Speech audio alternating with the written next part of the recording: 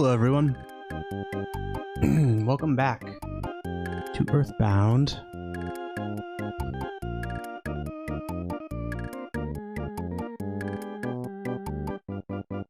Where were we? Okay, we're in Tucson. We're in the hotel in Tucson. I've made a couple improvements to my stream setup. My biggest one is I finally figured out what was going on with the Bluetooth on my PC, so finally I can live in the future. My Super Nintendo controller is wireless. And I thought there might be like a little bit of lag, but it seems to be responding really well, so I'm pretty happy with it. Yeah, so back to the game. Where's my bicycle? I'm going to use this as much as possible because I know we absolutely do not use it later in the game at all. Like, the one thing this game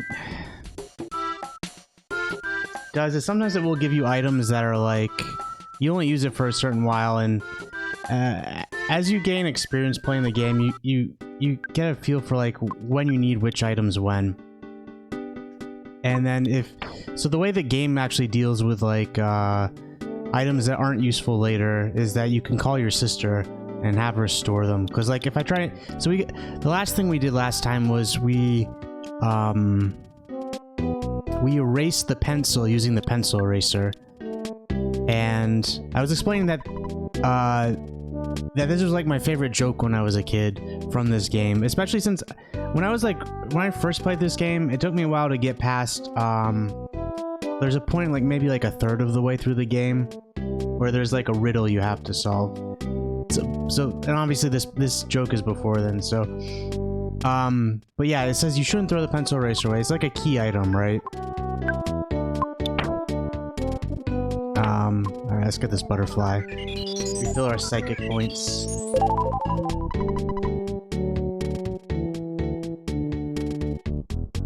So yeah, we can store the pencil eraser with Tracy. It's not super important right now. We do actually use it once more later in the game. But it's only like once or twice maybe, and it doesn't come up for quite a while. So I think when we get to the next town, which is Happy Rest Valley or something. I'm a little foggy on the name. I think this is like peaceful. Maybe someone will tell us. I'm hunting for mushrooms. I'm going to collect a ton. This is Peaceful Rest Valley. I can kill these things. Hopefully they don't sap too much of our psychic power.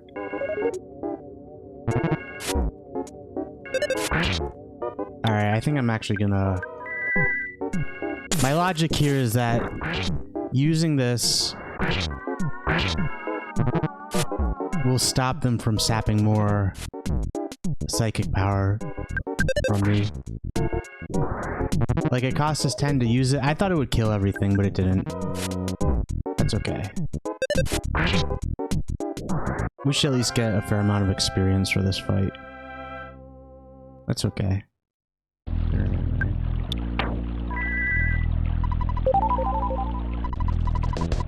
Would you like to know about how to survive battles? I ignored this last time. When you've been hurt in battle, you may survive a mortal attack and still have 1 HP. Yeah, I explained this last time. Your gut stat lets you do this sometimes. And also increases your critical hits. If an enemy deals mortal damage to you, but you defeat all enemies before your life is gone, you survive. This is all I know. So the reason they give this hint here is that pro gamers are always talking about games that teach you the mechanics. Instead of explaining them to you, they teach it through the actual gameplay. So there's a tree in this section. We'll see him. It's called like the Territorial Oak, I think the enemy is called. And when you defeat them, they explode. So you have to learn to defeat them last. Otherwise, it's almost always mortal damage. You'll see what I'm talking about in like 5 or 10 minutes. Damn, I hate when they steal the psychic power. Because the psychic power is so... It's like, that's how you power all your healing spells, so... In a way, it's like they're dealing like 100 100 damage because they're stealing my ability to cast life up about once or twice. That really sucks. I'm not gonna heal yet. Alright, so last time, I think it was right here, was the pencil statue, and we erased it. There's a couple good items we can get here. Oh! We got a fuzzy pickle spot. I was thinking maybe for this playthrough I want to try and get all of the fuzzy pickle spots. I gotta look up where they all are and see them. Make sure I'm not missing any. Say fuzzy pickles. It's supposed to be like a little waterfall next to where he's standing, but... well... you know, the sprite design, it doesn't really look three-dimensional. It looks like it's all in one plane. Okay, so that... you see that tree moving there? That's the territorial oak. I guess we can... oh, God. Alright. Well, I don't think they're that strong. I think it's mostly... starting out with a debuff. Oh my goodness. Okay, I was wrong. Alright, so the rolling counter saved us there.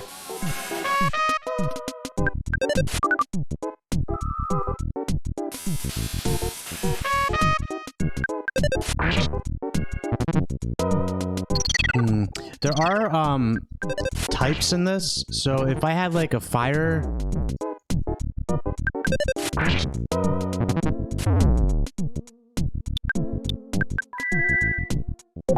okay, that was risky. I snuck in an extra attack there before the life up by using the rolling counter. I don't think it was gonna work. I didn't think it was gonna work. I had my doubts. Okay, so when you kill it, it bursts into flames, but then it only ends up doing about 30 damage to you because as long as that's the last thing you kill, like they'll appear in fights with other enemies. As long as that's the last thing you kill, you only take about 30 damage. Okay, I'm running out of psychic power, so I'm gonna use a hamburger.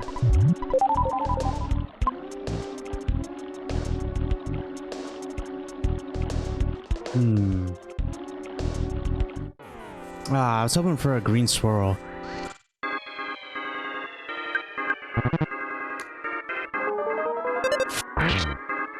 I always thought this enemy looks kind of out of place. It's,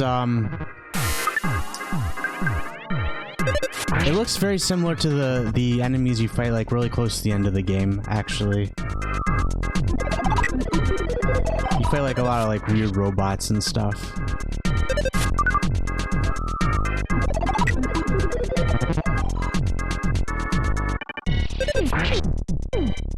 Okay. I think I'm gonna have to use my psychic power. I think I explained that this last time I explained this part of the game is actually quite, it's like a difficulty spike, as they would say. Alright, just enough. Because that'll poison us on the overworld. I don't think we'll actually be able to walk to the next area. Alright, I'm gonna try and cheese these enemies away. There we go. Okay, well, there's a couple, like, good gifts, good presents in this area. I know there's, like, a hard hat somewhere around here. Ugh.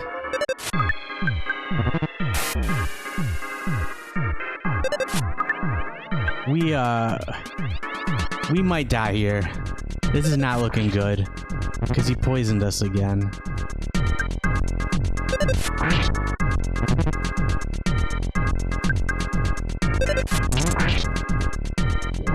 There's nothing we can do about that cold, unfortunately, because I ran out of psychic power.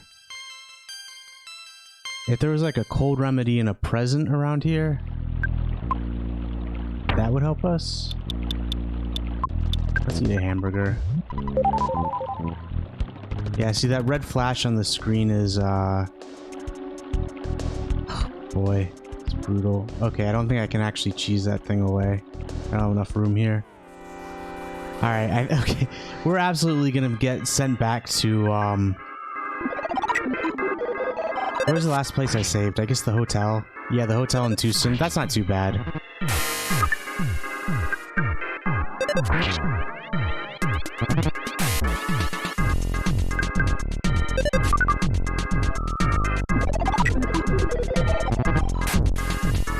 Could really use like a smash here. That would be really nice. Oh, I got 2 psychic power for my level up. But again, I just don't have the economy here to make it through the rest of this dungeon.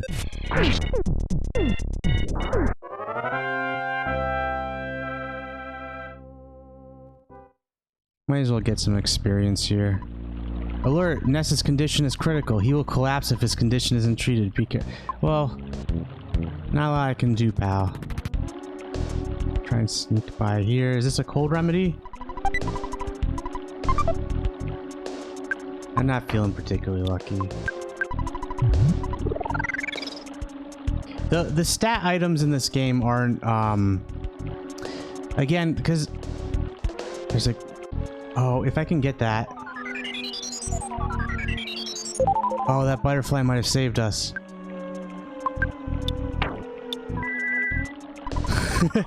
We made it. I can't believe it. Oh, we're still here. Okay. That's nice. I didn't want to walk all the way back to this dungeon.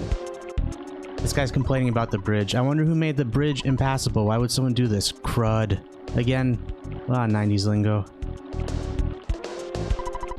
There's a croissant inside. I'll take that.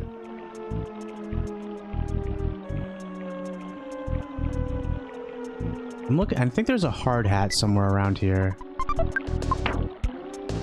So got some inventory space. I don't know if the hard hat's better than the Mr. Baseball cap.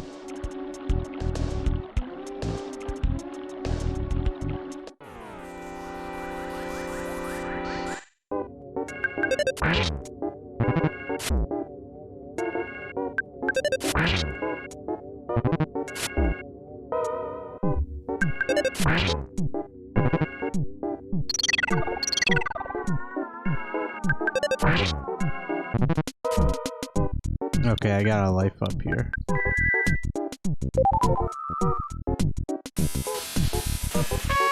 This brain shock movie's doing, I can't remember exactly. I think it gives you some like super serious status effect or something, but it really never works. So I'm happy for him to keep using it over and over again. In this dungeon anyways, it doesn't seem like it ever succeeds. That's okay with me. Alright, is this a dead end? Did I just...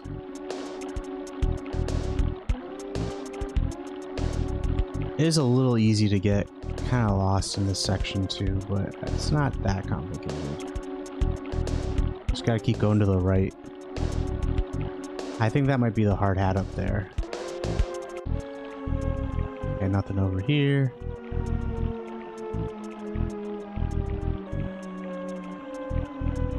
The territorial oak is also kind of slow, so you can kind of just walk past it. We're a little low on... Oh, perfect. Oh. I didn't get the butterfly first.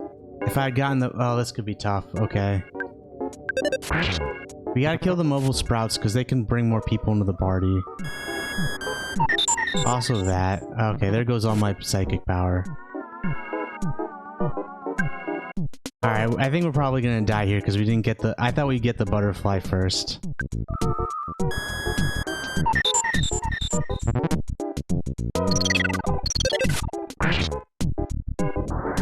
The only way we don't die here is if they don't use any offensive moves on us before I kill the oak. And I gotta kill... Alright. It's already a loss. There's no way.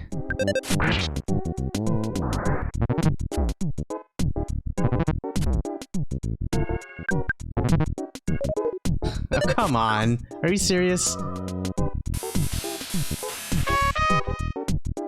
Well, what do I have for goods? I've got a croissant. Oh, I didn't think that did that much. I thought only it would heal like 20. Alright. I don't think I've attacked either of these sprouts yet. So, Attack that one. Yeah, please stop bringing more enemies into the fight. It's not necessary, okay? I wish I could do that. I wish I could just spontaneously get some more party members. We will get a new party member soon. A very strong one, too. Yeah, okay. Yeah, alright. Unfortunately, I don't think I get experience for any of those enemies I killed.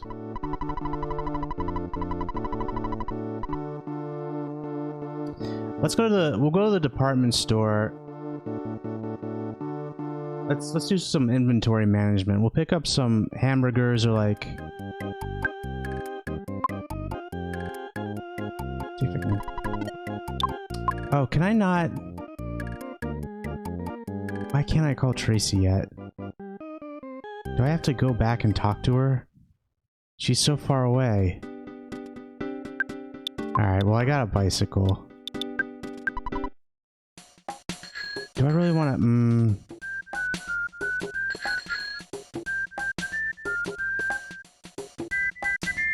I don't think you have to talk to her. I think you'll gain that. Like your mom will call you and... Hold on. I think I remember what it is. I think I gotta call my mom. Good advice in general. Is that you, Ness? You called me back sooner than I thought. Wow, thanks, Mom. Everyone here is doing just fine. Oh yes, Tracy started working part-time for Escargot Express. She's just saying that Tracy can store stuff for you.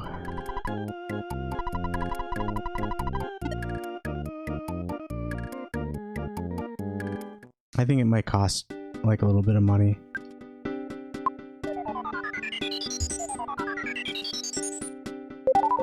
Using this controller wirelessly feels so much better than the awkward... Yeah, also when you call people in this game, you kind of gotta walk around. It's very weird the way they decided to program this. It would have been... It's strange to me, because it would have been a lot easier to just kind of like handle it when you're making the phone call. Then, because when you have this idea, like, let the player go around and like walk outside for a couple minutes, it introduces a lot of like weird edge cases. And like, I know that there are even times where like sometimes he can't reach you for whatever reason. And the game has like logic to handle that. Let's take the broken machine. Because the third character we get can fix that, but we won't meet him for a while. I would send the bicycle. Yeah, I'm gonna use the bicycle. I'd rather have the inventory spot. We could do the receiver phone. Oh, I'm gonna do the pencil eraser.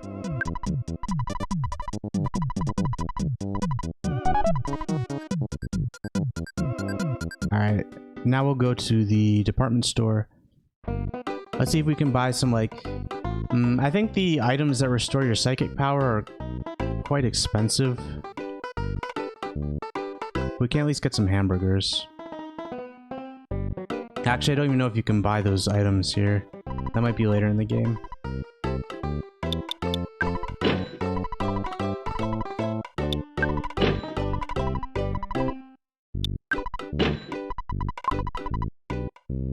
Nothing over there. I don't think the bakery would have.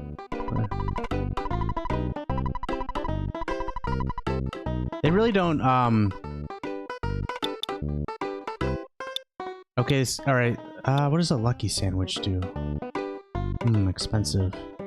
Maybe like a temp stat boost?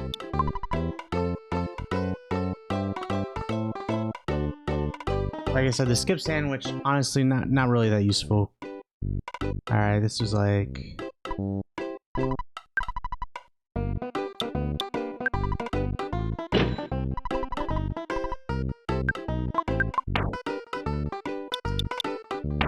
How much is a teddy bear? Oh, it's 178, right? Yeah. Okay. Oh, well, there's an ATM here. Ooh. That's weird. Alright, 178 is 65.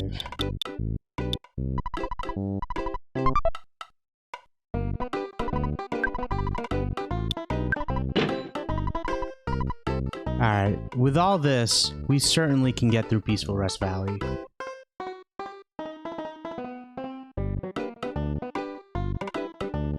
Can you stack teddy bears? Actually, I'm not sure. I don't think I've ever tried to buy more than one.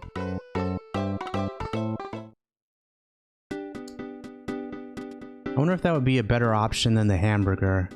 Like, if you had enough cash... Because the teddy bear, you don't have to use an action in the battle in order for it to, you know, soak up HP for you, if that makes sense. Whereas the hamburger, you get hit and then you use an action to kind of take that HP back. If you go to the east, you could run into trouble. Peaceful Rest Valley and Happy Village are waiting for you. Okay, that's what it was. Call it Peaceful Rest Valley or something. Peaceful Rest Valley and Happy Village. I've also heard that there are UFOs in Peaceful Rest Valley. That's true, we haven't faced any yet. But there are. Maybe we did, I can't remember. They can also do the, they can cause you to catch a cold. So a little annoying. I picked up one cold remedy this time, that way I don't have to use psychic power.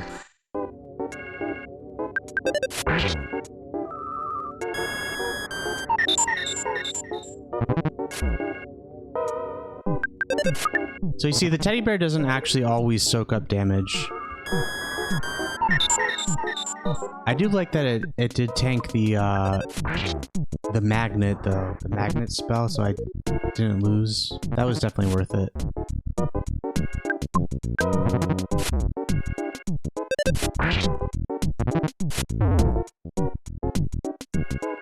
He critted the teddy bear.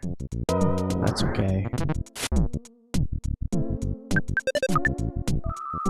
It'll be a little sad if the teddy bear does not survive our first fight.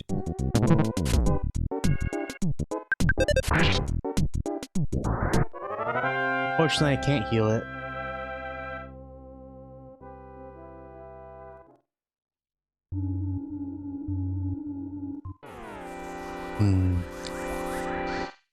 Was hoping to sneak in a green swirl there.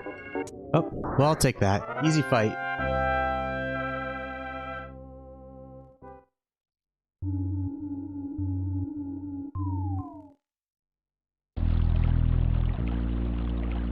Alright, that's one of the UFOs.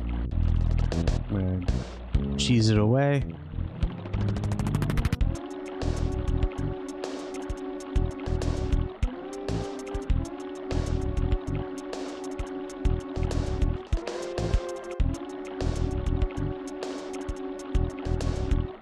Alright, I think we can make it through this pretty quick. I'm getting pretty lucky with the enemies here. Alright. So, I guess it depends on what enemy you're fighting exactly, whether or not other enemies will join. So we saw that the... What is it, that thing called? The Robo? The spinning Robo didn't join. I don't think it's because we're fighting a Sprout. I think it's because... Specifically, this one won't join other fights. There we go. So I got a green swirl on it by using the invisibility you get after you finish a fight. Because I think... There we go. Yeah, I figured if we get like a green swirl on an enemy, especially this early in the game, you can usually take them down with very little trouble. When they're by themselves like that. Alright, so we gotta go... You would think after so many years of doing this, I would remember where everything is. This is the hard hat. No, it's not the hard hat. Alright, we've got too much stuff. Let's get rid of something. I probably won't use the bomb, to be honest.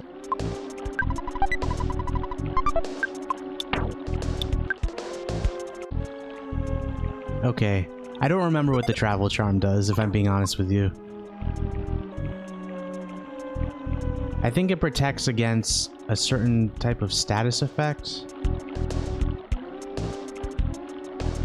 I swear there's a hard hat somewhere in this, Oh, did I go around in a circle? Shoot, I think I did.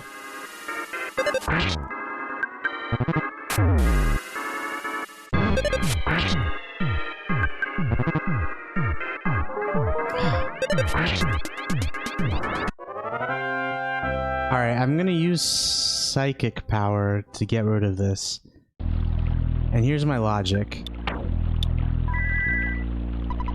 I have a cold remedy, but I want to save it in case I get poisoned and I don't have any psychic power to heal. Because I used it already, or because the little sprouts may use like a magnet attack to steal it.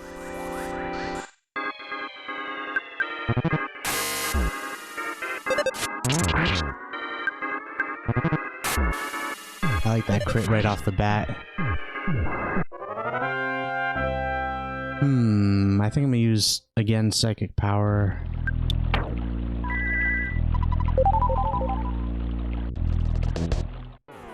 Alright, good. There's a butterfly over there.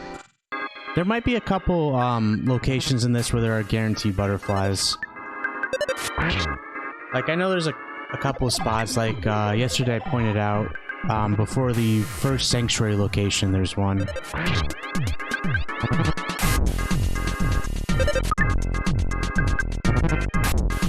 This isn't going well. Let's eat a hamburger.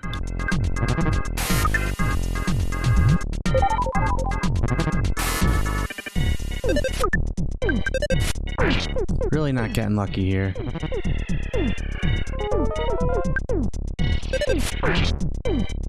Okay, this is a specific situation where I saved the cold remedy for. Okay, so... oh! Wow, that's a really good level up. So we might have been kind of underpowered. Because like I said, the game uses a catch-up mechanic for leveling up. But this would be a strong level up anyways, because it's, again, divisible by 4. All the... like, the level 4, level 8, level 12, level 16, they're all extra powerful level ups. So offense up by 7 is actually really huge. That's kind of nuts, to be honest.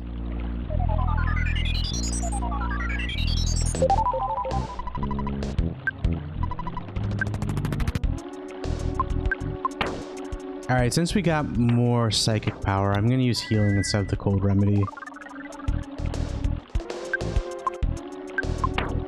I'm gonna eat another hamburger, though. Alright, let's go this way. I think there's a bridge over here, right? That must be the hard hat. I totally explored this way last time, too. Something about this map, everything looks the same to me, I guess. I find it really easy to get lost in this one.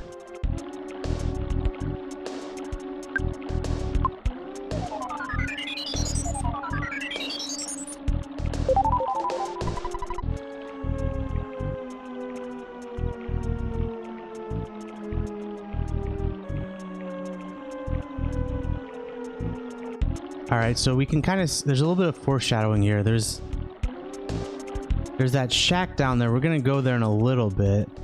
I'm trying to think. Is that actually how the... it looks a little not quite how I remember. I'm wondering if it looks different when you actually go there. Alright, we missed the hard hat, but it's whatever. It's not that good, to be honest. Like, it's like a +1 to defense or something. Those are just coil snakes from the very beginning of the game. Alright, we're in Happy Village. Welcome to Happy Village. What does the mole gotta say for us? I'm not your enemy, I'm just a plain old mole. You're certainly stronger than you were while wandering on a net. Have you suddenly got the U1 message when you met a weak enemy? That's surefire proof you become stronger. Yeah, it just checks your level and auto wins some fights for you. So this...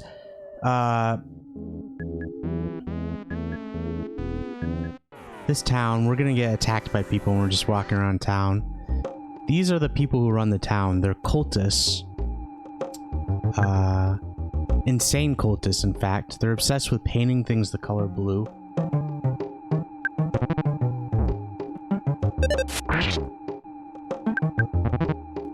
And I guess they're not that strong. That's okay. There's some fun stuff to see in this town. Some quirky little odds and ends. For example, this house...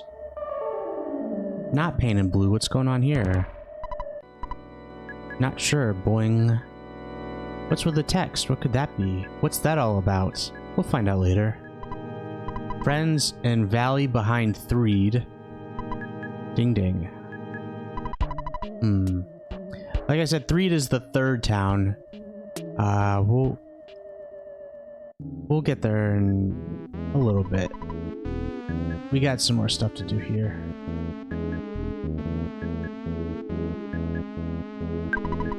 Meager living farm, lodgings available. So this is like the hotel. I'm just a plain old cow, but Mr. Carpenter's messages always move me. Very funny. The cow got painted blue. We're all like one big happy family here in Happy Village. Basically, our policy is to only allow family members to stay here in the village. However, if you are interested in learning about Happyism, we may make an exception and let you stay for $50. Never have I heard such disrespect. Get out and stay out. So yeah, very cult-like. Psst, psst, psst. That overweight kid helped me. We kidnapped Paula. Wow, you're just gonna confess to it like that, huh? You know, she's hidden in a mountain cabin. Oh, now I've done it. I thought you were one of us. You know I was just joking.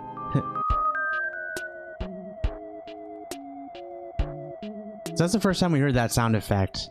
There's like a couple places it's used in the game, but it's like pay attention to what this person is saying because they're giving you a hint. Mr. Carpenter wants a girl. No, I don't mean it like that. I mean, he's looking for a girl who can be the high priestess of Happyism. I heard he's already got her. Very creepy.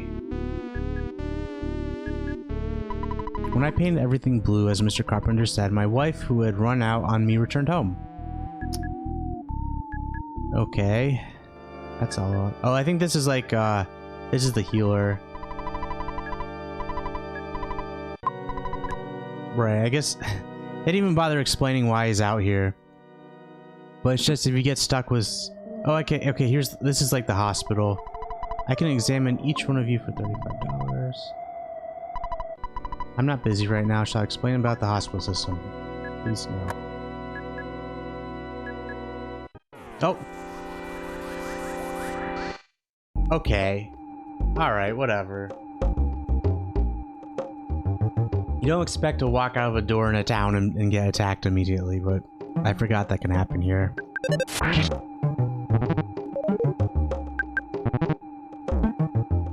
not too bad.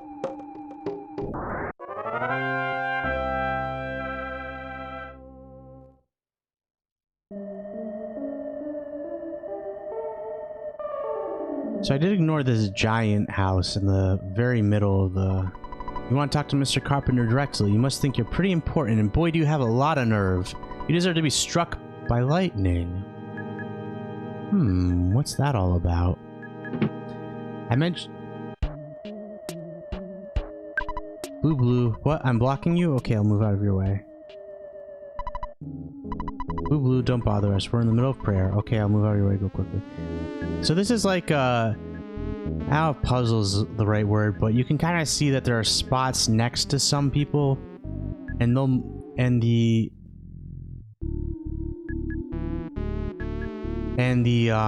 those guys will move. The way to kind of cheat at this puzzle, if you're ever watching it, is you'll see that some of them are moving twice as fast as the rest of them.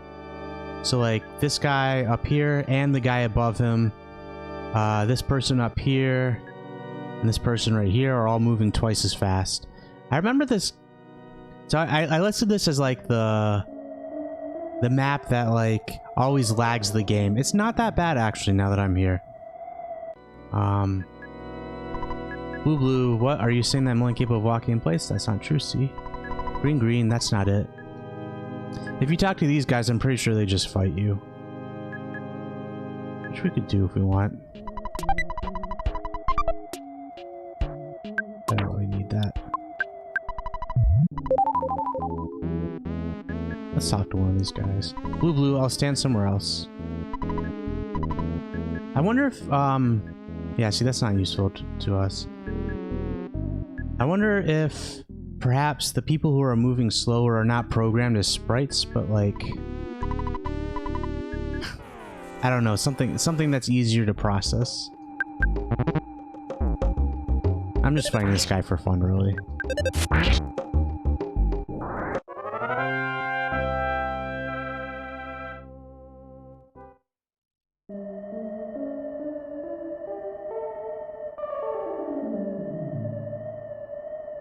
So I'm guessing this guy will also just fight us.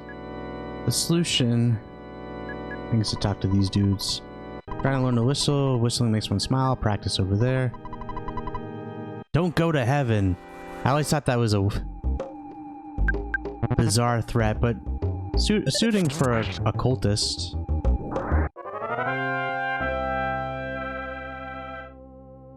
Okay, I'm kind of wasting time here if I'm being honest. Alright, the game is lagging a lot over here.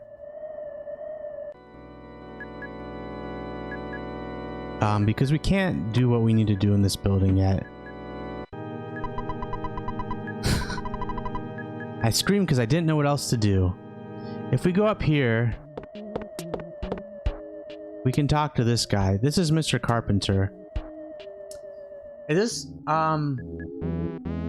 I'm not sure if this is the first time it's possible to see the Manny Manny statue, but if you go through the game as I did, this is the first time you'll see it.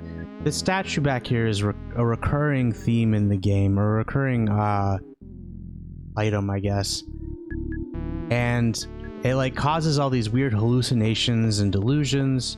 So that guy, the leader of the cult, Mr. Carpenter, is under the influence of the Manny Manny statue. And we kind of got to break him out of that influence. That's why he's doing all this crazy cult stuff. Okay. All these people reset, so we gotta make our way back out. Oh, there's one over there too.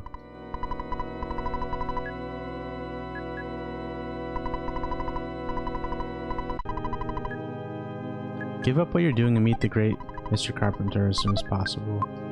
I'll eat that. So if we talk to Mr. Carpenter right now, what will happen is he'll electrocute us. He'll use like a lightning attack on us,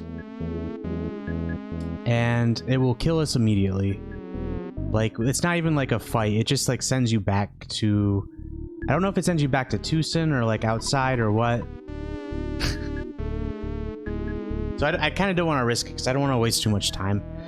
I'm monitoring those who don't pay at the food stand. This is... I hear many footprints exist deep down in the East Cave.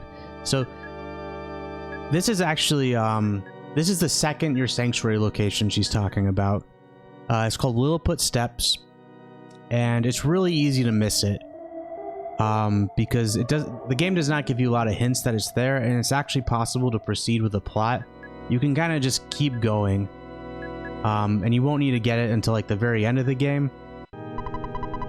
Oh, there you go. People call that place Lilliput Steps, and it makes them feel uneasy. So that's this cave to the east. There's a place ahead that can't be painted blue. It's a strange and anti-blue place. I can't stop thinking about it, and I can't even go near that place. I think that those who won't paint everything blue are opposed to peace. I want them all to listen, even if it requires kicking their butts. Yes, the violence solution to obtaining peace. We trust you. Feel free to shop here. What would you like to buy? I'm gonna buy a banana. How much do you want to pay? Well, I don't have any money. Nest did not pay. But we got the banana. So you can choose what you pay here. I don't think it has any effect on anything. I noticed you didn't pay. Unassuming local guy. Interesting. I don't think I've ever done this before. See, this game just it's full of surprises. You learn something new every time. Also, this monster, or this enemy, I guess, it's kind of unique. I don't know if you ever fight this dude at any other place. Unassuming local guy. I kind of wish I could have seen what he did. Is he gonna disappear? You won this confrontation, but the good side of you must ache with regrets. Don't need that. Can I fight him again?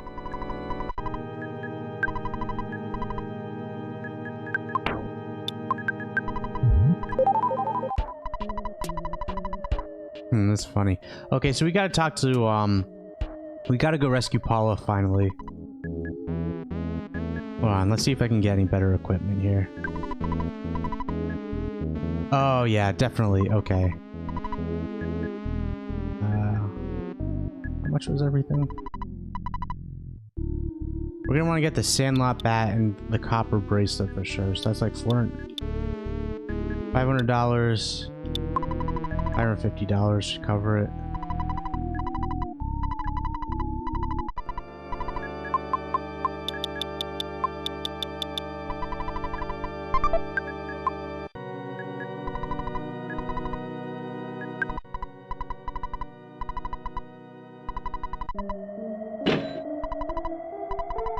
Just upgrade all our equipment real quick.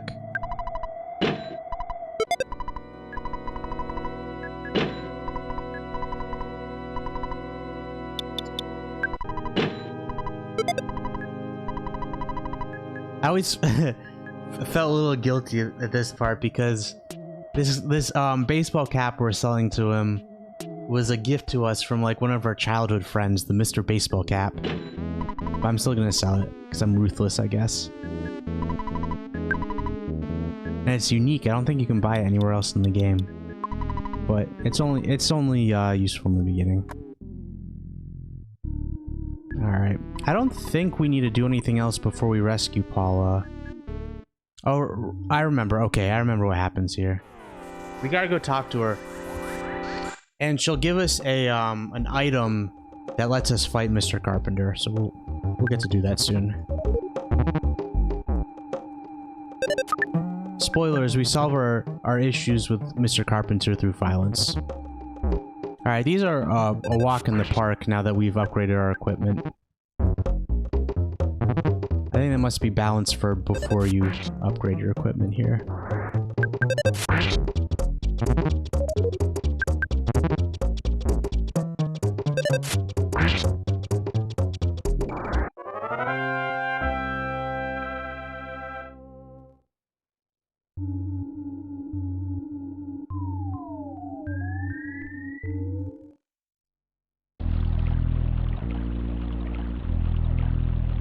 I guess this looks the same. Oh, I guess this must actually be the same map because we can see the enemies from Peaceful Rest Valley up there.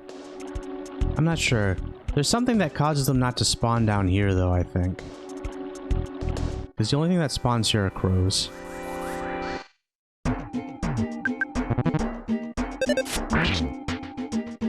The game doesn't... I don't think it has a lot of logic where like... enemies will spawn on one part of the map but not another. Like, I think it's usually like a per map thing.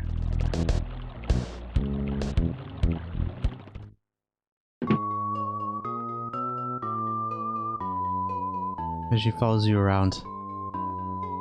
Talk to me. Okay. Who? Are you Ness? Ness, I'm so glad it's you. I had a dream that a boy named Ness was my destiny. I know it's hard to believe, therefore I knew you would rescue me. If you didn't come, I would have tried to bust... I would have had to try to bust out of here. You can't open the door. You'll have to get the key from Carpenter. He's got it hidden away. I heard he can control lightning. In that case, you should wear the Franklin badge, okay? I'll wait here until you return. Come back here and get me once you defeat Carpenter. Don't worry about me. Just kick butt like I know you can. A confrontation. Alright, so actually... we have this... so like I said before, we have this... If we talk to Carpenter, and we'll see this, he'll try to lightning bolt us. And we have this item now that will reflect it. For story purposes... that, like... this might be easier to explain when we get there, but the point is it helps to equip it at this point as well, and not just have it in your inventory. So what is it? I guess it's an other... no? Oh, I guess you can't equip the Franklin badge. Okay, I misremembered that. So I guess it's just whoever has it in their inventory. Weird, okay. Not a lot of stuff like that works like that in this game. Do you recognize this guy? It's our neighbor, Pokey. He's back. Remember they said a fat kid and... I forget what the words were exactly, but a fat kid and a cult leader kidnapped Paula. Somebody told... I think Average Red might have told us that in Burgum Park. Hey Ness, you're just here to bother me, aren't you? You can call me Master Pokey, since Mr. Carpenter made me an important person in Happyism. You should join us, but I know you won't. I'm glad I joined. I'm not gonna fight you, but these guys will. Later, potato.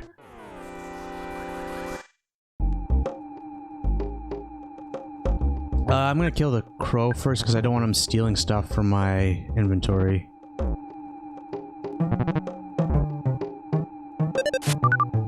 Come on.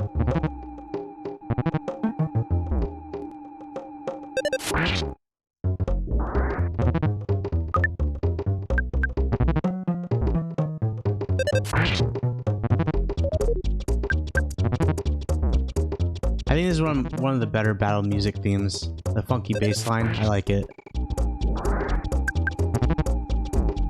I'm gonna try and close out this fight, and then I'll heal.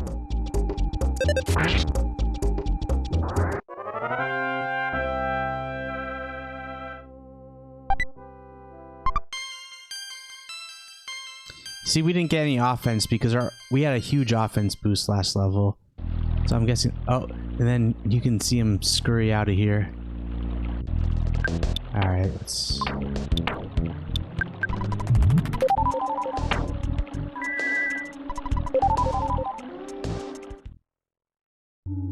Now that we have the Franklin badge in our inventory, we can reflect the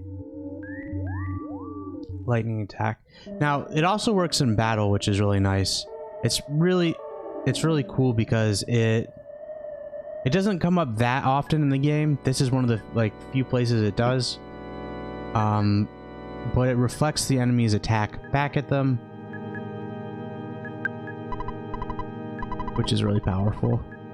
And it works like 100% of the time. Or at least it prevents damage to you 100% of the time. Doesn't always damage the enemy, if I remember right. You don't even have to equip it, I forgot that. See, what I remembered it was is if you don't equip it, then it'll let you go through the story part of the game where he tries to lightning bolt you, but then it won't work in battle. But I think I actually just misremembered that. I guess you just need to have it in your inventory. Like later in the game when you have multiple party members, you kind of have to decide who gets to hold on to it. Whoever it's most useful to have invulnerability to lightning attacks.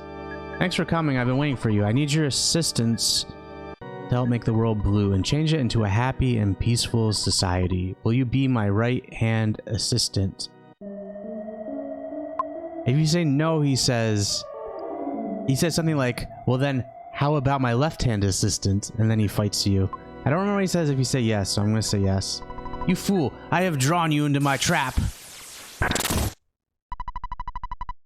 Carpenter's lightning was reflected by the Franklin badge. So if you don't have the Franklin badge, it sends you back somewhere. I don't remember where exactly.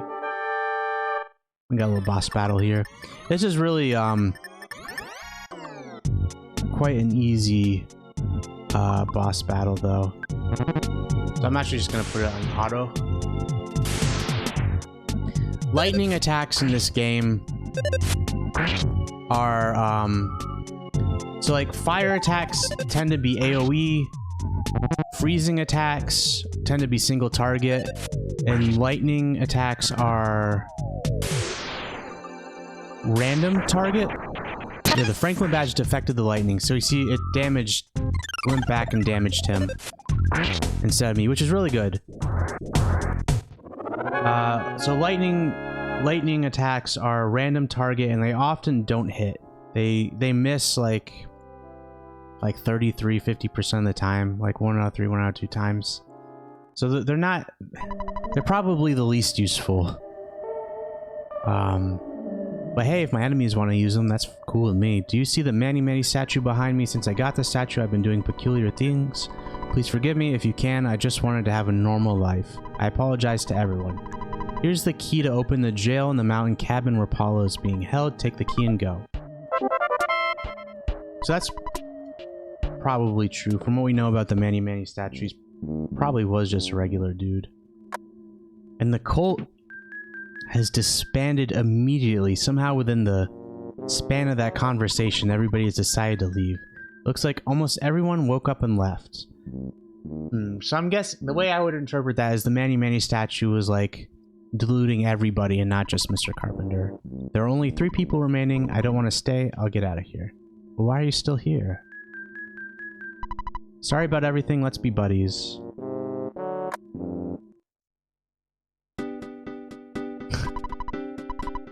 What a horrible nightmare. I somehow woke up. Ness, let's be friends again. Please answer me. I promise to be good. Okay? I think I said at the very beginning of the game we're not friends. Psych. He's gonna say psych or something like that. Ha! I lied. See ya, sucker. And he runs away through this poor person. I woke up from the dream. This cow is still painted blue. I thought they changed it back. The blue cow thing wasn't such a great idea after all, huh? I thought it would be like a regular color again. Greetings, Ness. Please forgive my lecture earlier. You're now welcome to stay free of charge. Would you like to stay? Please make yourself comfortable on your blue sheets. No, I'm just kidding. Your house still looking awfully blue to me.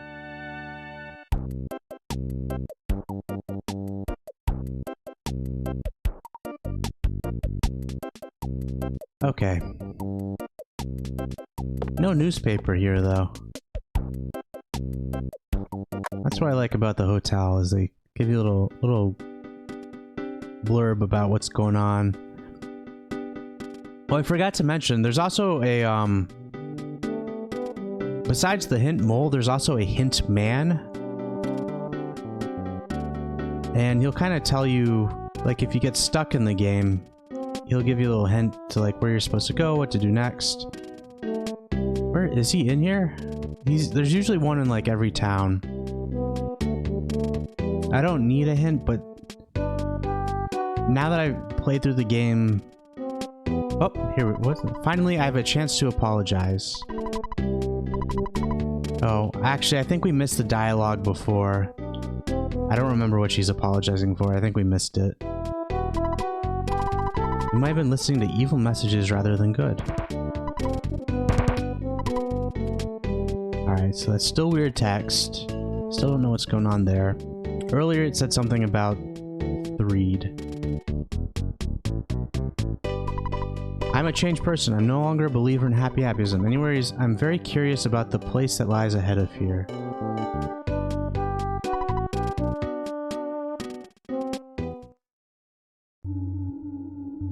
Yeah, the music in this game is really good. I'm a big fan. I think that it changed to the Tucson music. I don't know why I decided to fight these things. I think it changed to the Tucson music once the Mr. Carpenter was defeated. That's what it sounds like to me. I remember the background music and Threed at the end. So the background music in Threed is really creepy at first, but then it changes. The music it changes to is also really nice. I like the background music for Summers, another town that's later in the game. Ness, you got the key. Are you hurt? Nope, I'm at max health. Thank you, Ness. You're just like I imagined you would be. I'm sure that some people in Tucson are worried about me. Getting back there may be dangerous, but we can do it if we combine our strength. I'm able to use a little psychic power that is actually pretty deadly. Let's head back to Tucson. So I guess kind of ironically, going back to Tucson is actually quite easy at this point. You know, we've got a couple levels, we got stronger equipment, and we have another party member. So we're really quite good. I'm gonna give the Franklin badge to Paula, because if she gets electrocuted, she's going to die immediately. I'll give this to her as well. she starts at, so I think all the characters in this game you get, here's a Fuzzy Pickles moment. They all start at level 1, so we can get a couple levels for her really quickly. Fuzzy Pickles. I'm gonna get some more water, I'll be right back. Just give me 30 seconds.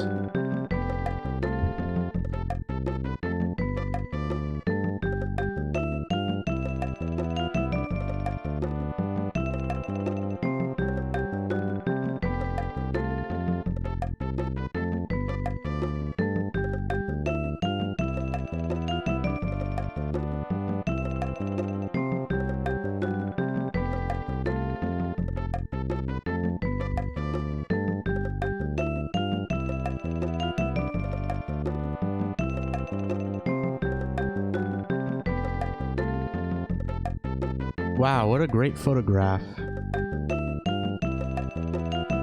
Where are all these photographs ending up? When are we ever going to see them? They always bring back the fondest of memories. Okay, let's continue. When I was a, So when I was, a kid...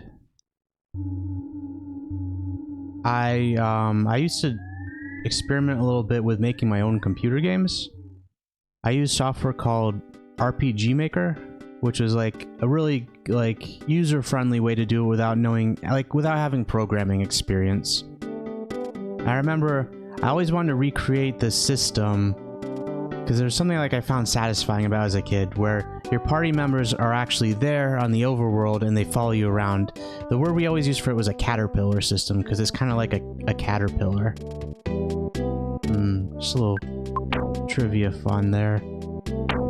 So we can, okay, so we can, this is like the next area. If we want to get to your sanctuary location, which I think is the good way to do it, it'll like make you more the appropriate level for Threed. And that's, well, that way you don't have to come back and get it later.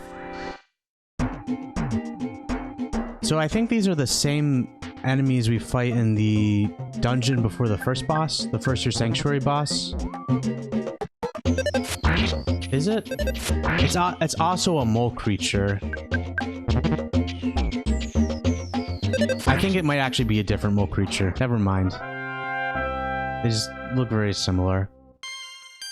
Yeah, definitely, because you don't get that much experience from them. So we got some levels for Paula here. She should learn some spells. Sci-Fire Alpha. Like I said, the fire spells are AoE. The way they work is they attack an entire row at once. So we got 4 levels for Paula just from beating up a mole.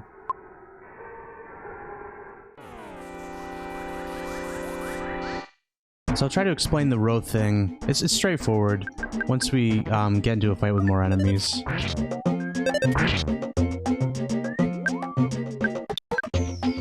She has some good spells here. Oh, I forgot. We should buy some equipment for Paula. Definitely. We don't want to go through this dungeon without buying her equipment. The boss at the end will be really tough.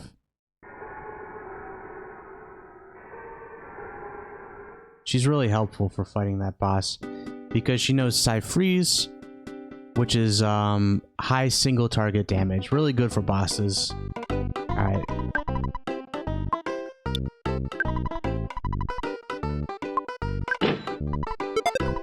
Seven to 17, pretty good.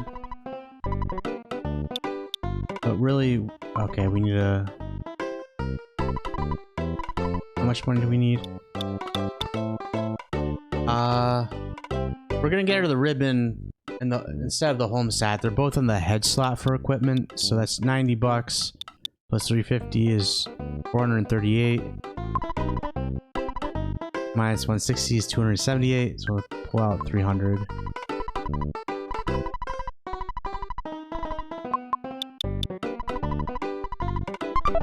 Like I said, you generally have enough money for equipment and stuff. When I play through the game, I don't find myself struggling for cash too much. 3 to 13. It's definitely worth doing.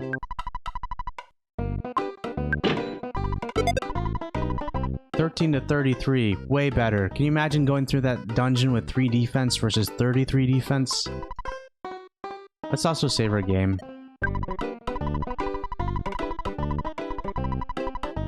I meant to do this earlier, but none of those fights in this Happy village are too tough.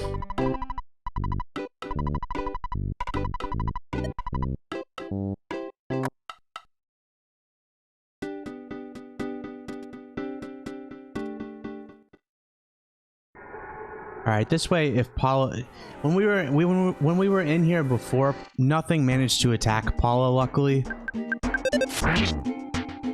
But it probably would have been a one-hit KO if they did.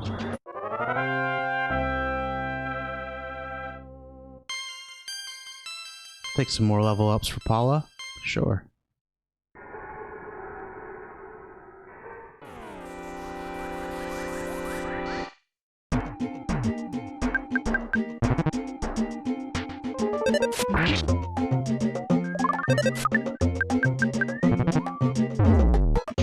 Ah, we destroyed the teddy bear.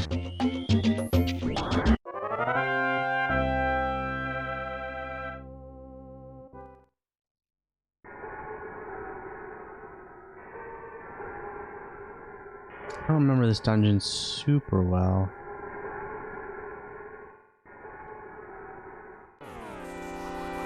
Oh, we got a green swirl. Okay. So all these enemies are in a row, but we've seen it before. There could be like another row of enemies behind them. If there were more. So you can see... Let's try this out.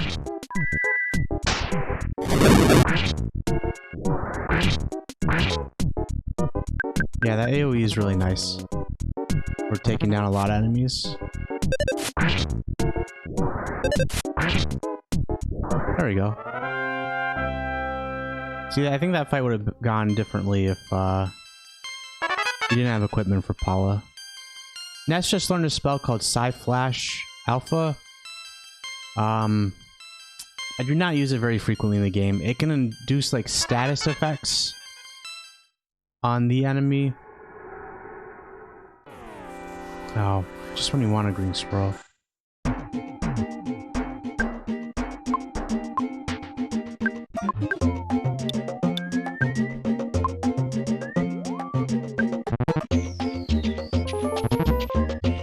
Yeah, there is one or two there's like a handful of enemies in the game where if you use flash on them, you can actually get an instant win. But I don't think it's guaranteed. There's like one of the sanctuary gardens is like a mushroom. And I think you might be able to use flash on him for an easy win. And the very last sanctuary guardian is like a two-phase fight where you fight him in one monster and then another version of him immediately. I think you can also use flash on one of those versions.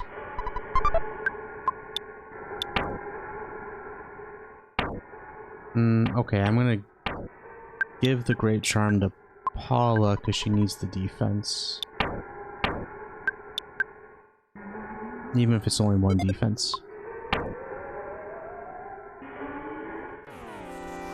Not sure it was worth it to come down and get that present.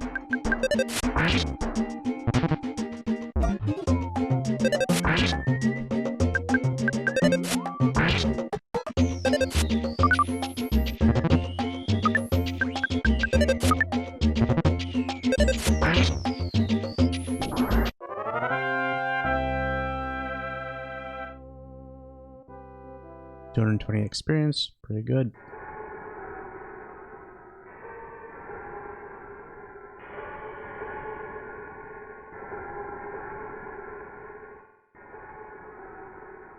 We go up or down? Let's try down.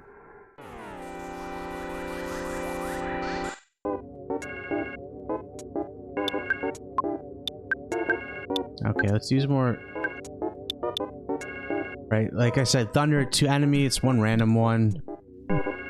To one enemy, it's one you can choose, and fires to a row.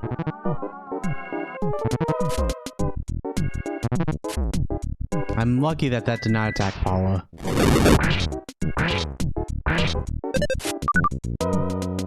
Let me life up Paula. Come on. No! Ah, damn it. Ness misses home. Okay, we gotta go back.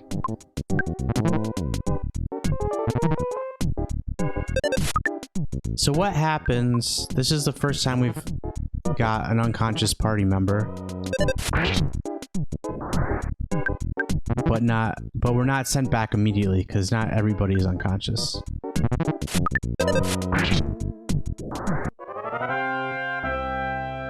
So we get to see Paula turns into like a little ghost on the overworld. Those bears, you see that bear down there? Those things are tough if I remember right.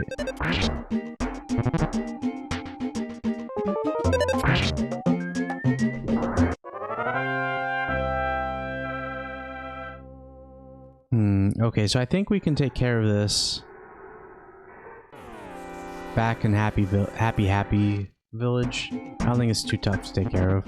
We gotta go talk to the hospital. I don't remember how much they charge to fix it.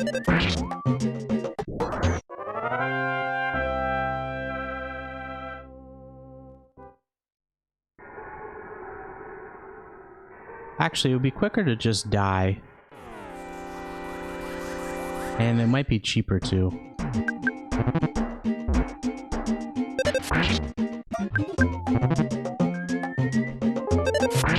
But I'm not gonna do it.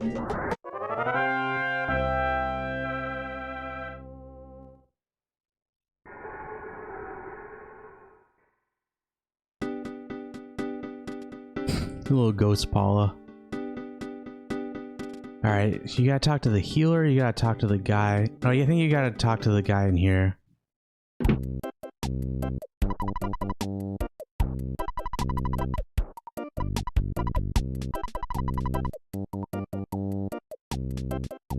Oh, right, we gotta take care of that. You don't have enough money, we're not gonna take a look at you. By the way, you in the red cap with a sad look in your eyes, you the boy in the red cap, you must be homesick. That's nothing you need to be ashamed of. Anybody who's on a long trip will miss home. In this case, the best thing to do is call home and hear your mom's voice. So yeah, we do actually need to... This is definitely one of the more annoying status effects. It can kind of crop up anytime. You can see above his level up there, he's listed as homesick. It's really simple to fix, but you can only fix it when you're in town. And it can cause you to like just...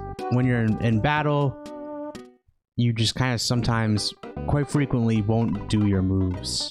You sound so sad. Are you homesick? Well, I knew there would be days like this. If it must make you feel better. Listen to your mom's sweet voice. Ness got over being homesick. Cool.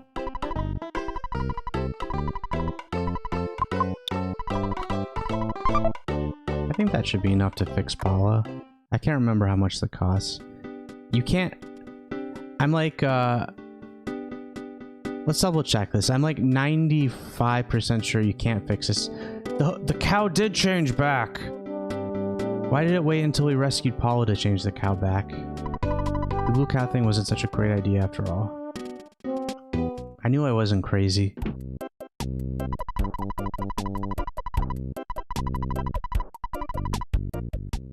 I don't think this will heal Paula. There's a couple of things the hotel doesn't do. Like it refills all your HP for sure.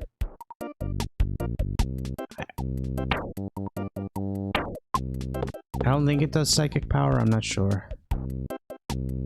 Not positive. It didn't refill Paula's, but that might be because she's a ghost. Or unconscious is the technical term, I guess.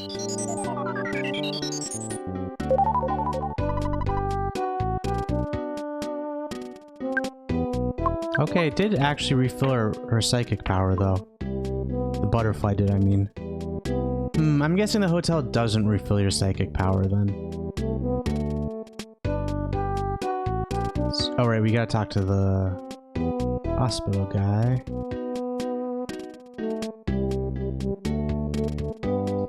Please get out of the way. There we go.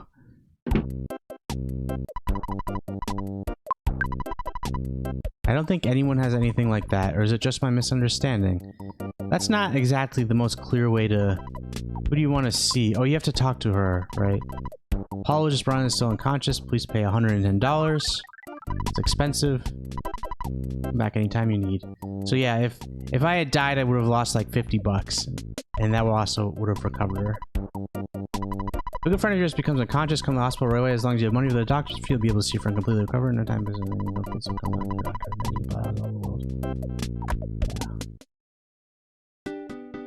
Damn it. Healthcare system so expensive. Alright, let's take another crack at this dungeon. I got a good feeling about it this time.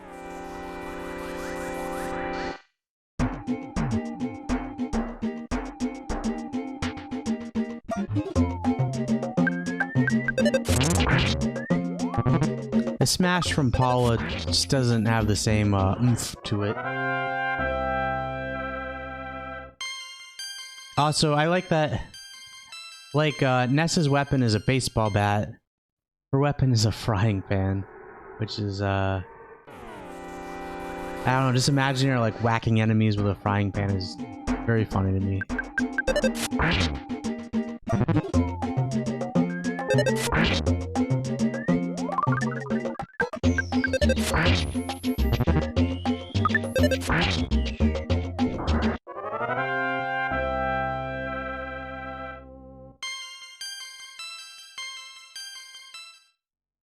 So let's see, we're gonna find the second your sanctuary location.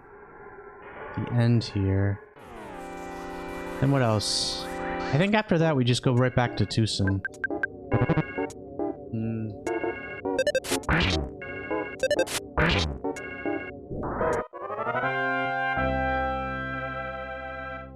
Oh, I remember what we do next. So there's some characters in Tucson that I've completely ignored in this. Oh shoot, this wasn't the right way.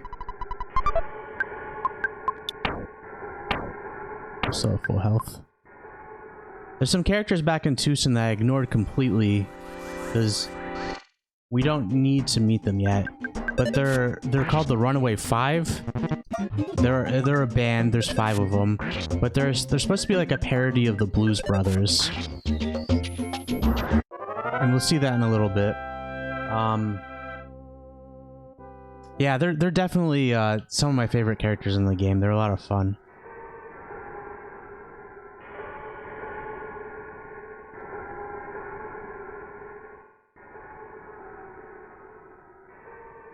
Alright, oh shoot. I want to sneak up. You can't really sneak up on enemies out in the open like that. For a green scroll, usually. Alright, how tough is this bear gonna be? It's a mighty bear. Yeah, we should definitely freeze it. So, 145, you can see powerful single target damage, and also a chance to freeze the enemy. So if you can freeze, like you can imagine if you're fighting just a boss that's just one enemy, and you can freeze it, it's like a whole round of free turns for your team.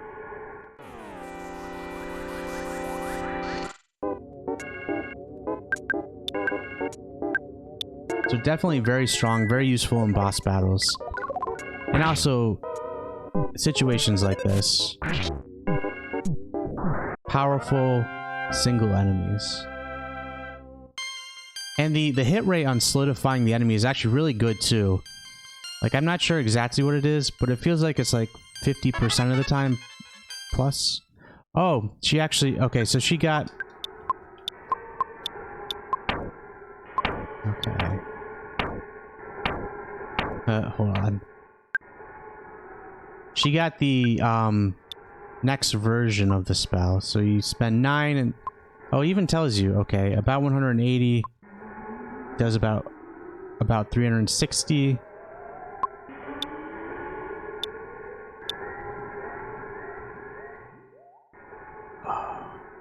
The enemy is thunderstruck for about 120. You may miss when there are few enemies. Oh, because you're supposed to use this against like a crowd. Eliminates a psychic or psychic power shield. Alright. I think I got this wrong last time. I think a psychic shield is against physical damage. A psychic power shield is against psychic attacks. I didn't know Thunder did that. I'm gonna have to try and keep that in mind. Maybe I'll try and use that later. If I remember right, there are also spells that specifically are for removing shields from your enemies. So we're doing really good in this dungeon. Damn, I thought I could sneak up on it. I'm not gonna use the... It's overkill to use the upgraded one. Alright, so that time it didn't stun the bear, so we got hit, unfortunately. It only did 30 damage. I think it has a more powerful attack that can really hurt.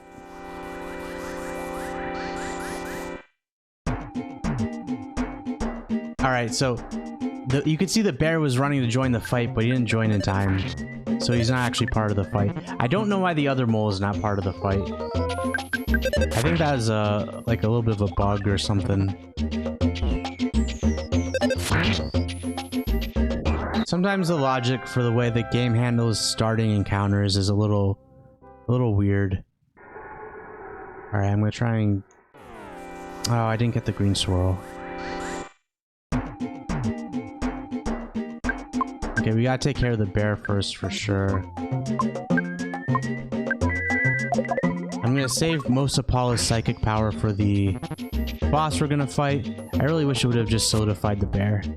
That's okay, that's not too bad.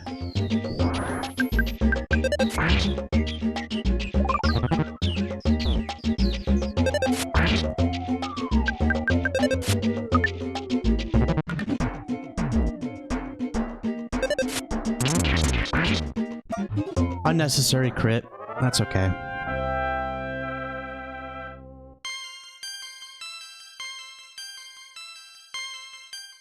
So that should have been a pretty good level up because it was level 12, divisible by 4, but it's kind of meh, to be honest.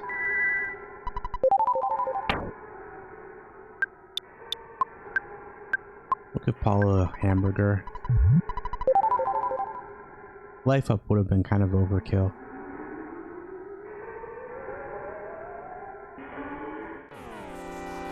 Do I want that present up there?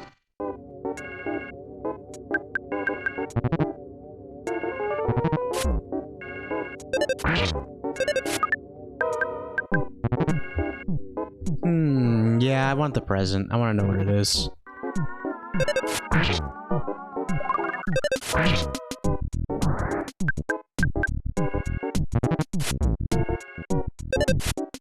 So the acting a bit unusual status that the bat has is like, I'm pretty sure it's analogous to like confusion in Pokemon, where the enemy will sometimes attack its own allies. Alright, I'm gonna try and cheese that bear away. Oh, it didn't work. Well, I'm gonna try again. Alright, I'll just fight the bear. That's okay. We'd rather fight one bear than two bears and a bat.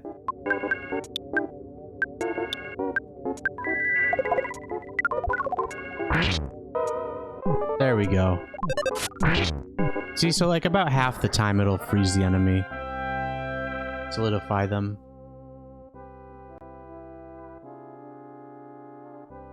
Nice, Paul, gain 305 experience each. What's in this present? Ah, that's what I was trying to buy from the shop earlier. So, items that recover your psychic power are a little hard, rare in this game, I guess I would say. It's pretty good, so we'll hold on to that.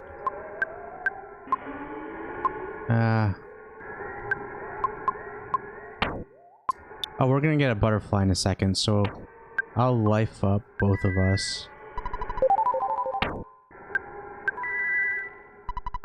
I'll try and get the butterfly before the enemy hits me. It didn't work. Last time that happened, that killed me. But I don't think we're in any danger of dying here.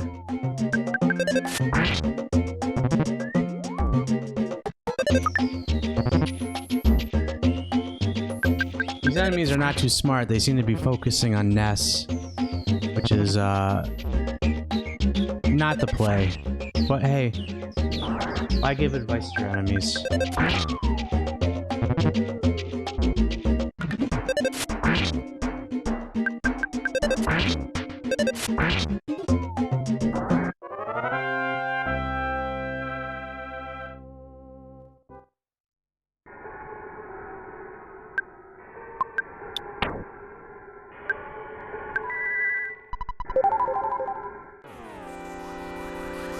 Oh my god, from all the way off screen. Okay. That little mole. The reason I didn't life up Paula is because the butterfly only gives you like 20 psychic points, so it's no longer free at that point, I guess. And Paula had like a fair amount of HP, although she's now pretty low. Shoot, I zoned out. I don't know how much HP the bear has left.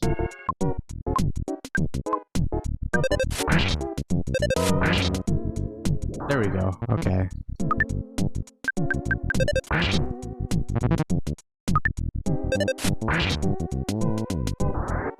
Playing a little risky with Paula's HP there, but we made it through.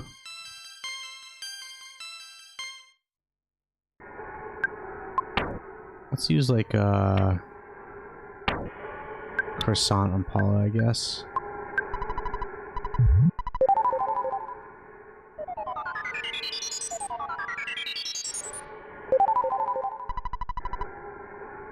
That was weird. The sound effect for the butterfly, I think they used a different one because we're in the cave. Am I nuts? It sounded like it had a cave echo to it. That's a pretty cool detail if I heard that right. Alright, how are we looking? Okay, that's the second sanctuary garden. How are we looking? Pretty good. Okay. You finally got here. This is the second your sanctuary looking. How do you know that? Do you coordinate with the other guardians? Did you talk to the giant ant that was guarding the first one? You said, well, I'm stronger than you, so as a giant mole, I'm gonna be the second one. Take it from me, if you dare. How do you know you did this? There's actually, there's a dungeon later where you fight a bunch of moles, and they kind of play with that idea. It's pretty funny. And I think it's actually the same... I think it's this enemy. I don't know if the stats are different, but it's a very similar enemy to this one. Okay, Mondo Mole. Again, we have the meme music. We'll use the heavy firepower. We can see there's like a different effect. Looks slightly different. It only did 21 HP of damage. So we get another character later in the game that helps you identify strengths and weaknesses of your enemy. So it appears Mondo Mole is strong to freeze, which is honestly not how I remembered it, so I am going to try again, even though this feels really silly. I'll try it with the lesser one. Yeah, it appears to be resistant to freeze. That sucks. Okay. We're kind of just back at the start of the battle. Like, everything's been reset other than I wasted some psychic points from Paula. So the question is, do we go fire or thunder then? Thunder, probably not, because it's a single target, so we'll try fire and see if that at least does some damage. That's unfortunate. I really don't... I remember Paula being more critical to this fight. Now, it did solidify the mole, so that might actually be useful. I'm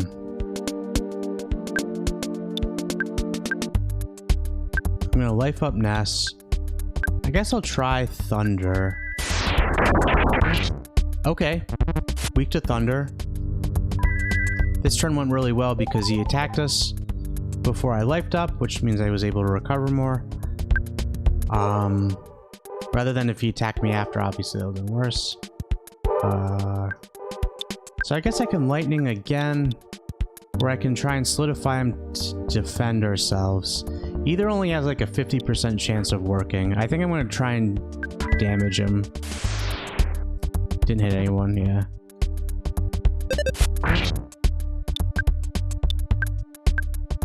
Let's heal Paula. I don't think that was a gut save. If it was a gut save for Paula, I think it actually just worked out that she only has 1 HP left. If it was a gut save, it usually says mortal damage. That's why. I'll try freeze because I want to get the solidify to save Paula from a possible attack. Didn't work.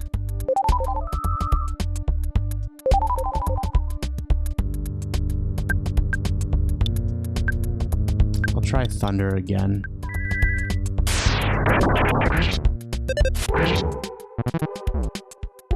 Yeah, Paula's really carrying this fight.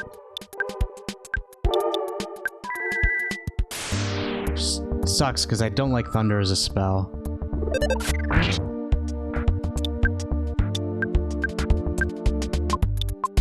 At least it doesn't use much psychic power. Uh-oh. Oh, that happened right at the beginning? Oh, crap. Okay, so there is one... This sucks. There's one caveat. So when you gain experience at the end of the fight, you only gain it for the party members who are conscious. So we're gonna miss out on a lot of valuable experience for Paula here, unfortunately.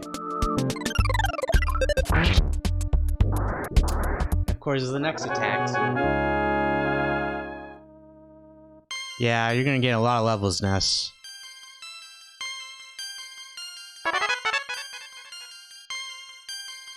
That was just unlucky with the way the turn order happened there. Oh well. Definitely had that happen to me before. Alright, everything turns pink when you have one unconscious party member. I'm gonna go get a snack real quick. I'll be back in like 30 seconds or so.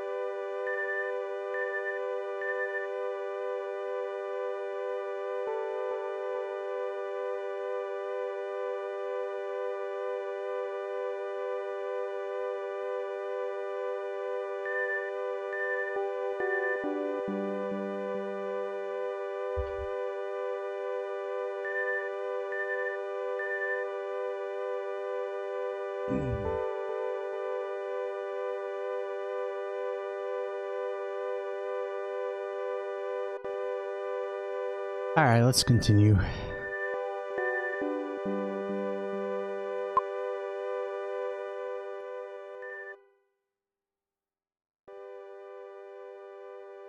Even without Paula here, we can,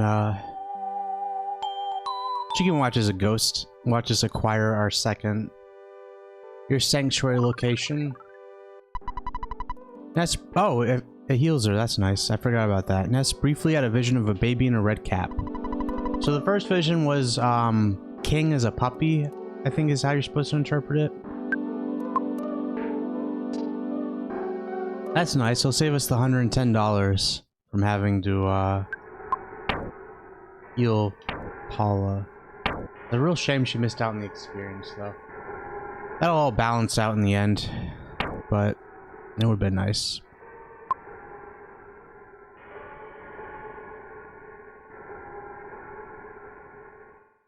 Excuse me. Let me just scooch my way through here.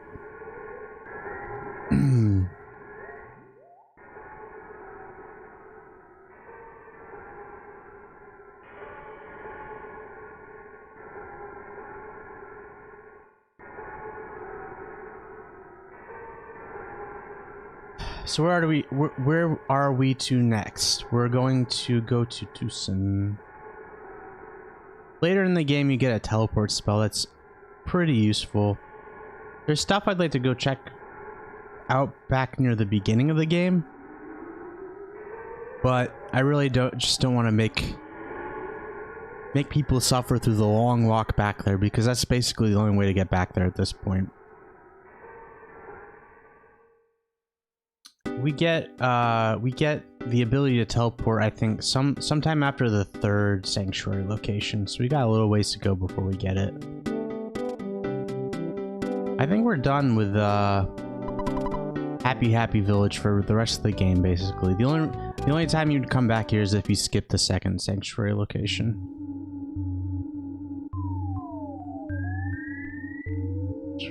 Try to make sure, try to remember I'm not forgetting anything.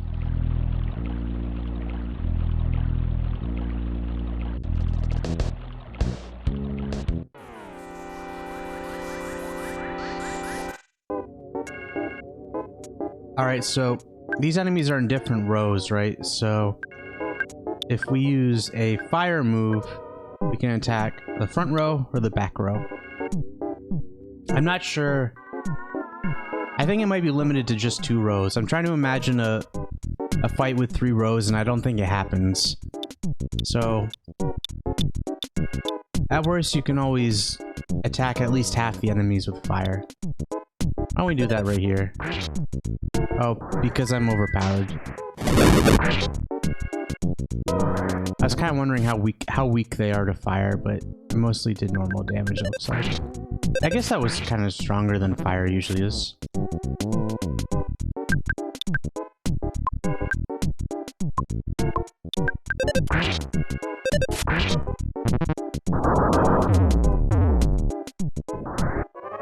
Yeah, so this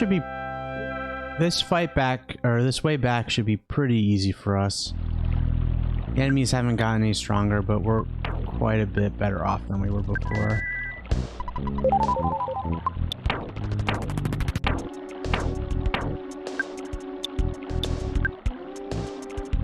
Yeah, about normal damage. Let's try and get this butterfly. One thing that makes our journey back easier, aside from everything else I just said, is if you remember, there was a guy who was complaining about the bridge being collapsed, but it's actually fixed now, which makes our journey back a little bit shorter.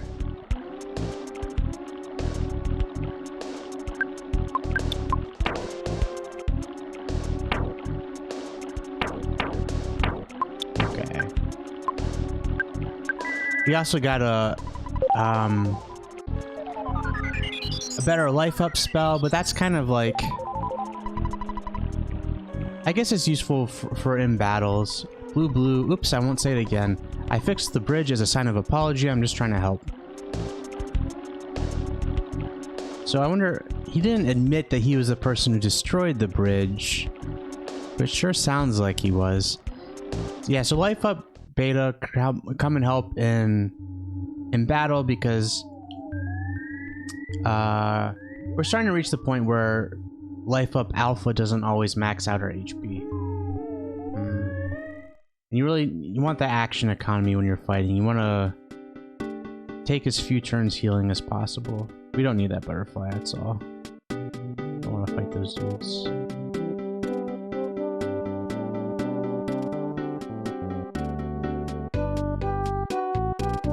Alright, yesterday when I was streaming, I mentioned that there was one point in this game. We're getting to that point just now. Actually, I think you can talk to the Runaway 5 earlier, so... But you can't solve their problem until you get Paula. If you remember, there was a couple people who wanted to talk to Paula. The Runaway 5 were actually one of them, but I forgot to talk to them earlier. But there was also Everdread who mentioned, and of course Paula's parents too. Alright, I guess the right thing to do is to talk to Paula's parents first. I just avoid interacting with them whenever I can, I think. Actually, Orange Kid, Apple Kid, got anything to say? Oh, we're here? Well, he's still in Berglund Park, probably. We'll go talk to him when we're on the way to Everdread. You didn't invest any money in my venture, but someone else donated a few $1,000,000, so everything is great. So would you like to invest, say, $50? If someone invested $1,000,000... Oh, I'm sorry to hear that. And you never heard how much money I got too, right? Wink, wink. Why would you need $50 if someone just invested $1,000,000 into you? He's smiling. Because Paula has returned. Hey, found your daughter, but we're leaving again immediately. Yahoo! I knew it. You say, Paula, I don't really understand it, but I know that Paula's miraculous power and your great courage will allow you to stand up to any challenge. Paula, if you must take a trip, be sure to bring this along. It's my very own handmade band-aid. A hand-aid. Did you meet Daddy? Sorry, they suspected Mr. Everett of Berglund Park. I remember this being good, but... Heals your wounded body, got after one use. Is it just like a full heal? I wish I could remember.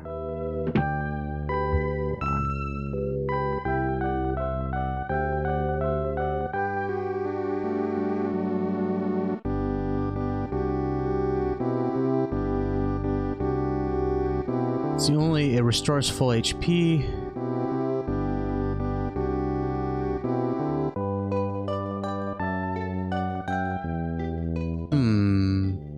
Okay, so it just restores full HP, according to the internet.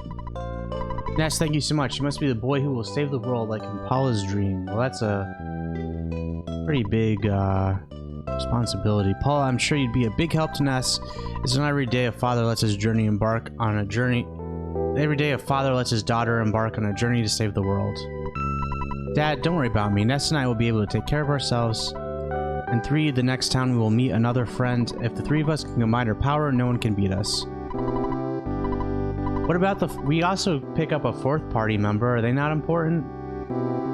Yeah, Paula's parents are the worst. Oh, I think there's a teddy bear up in Paula's room we can get. There we go. Yeah, I forgot about that.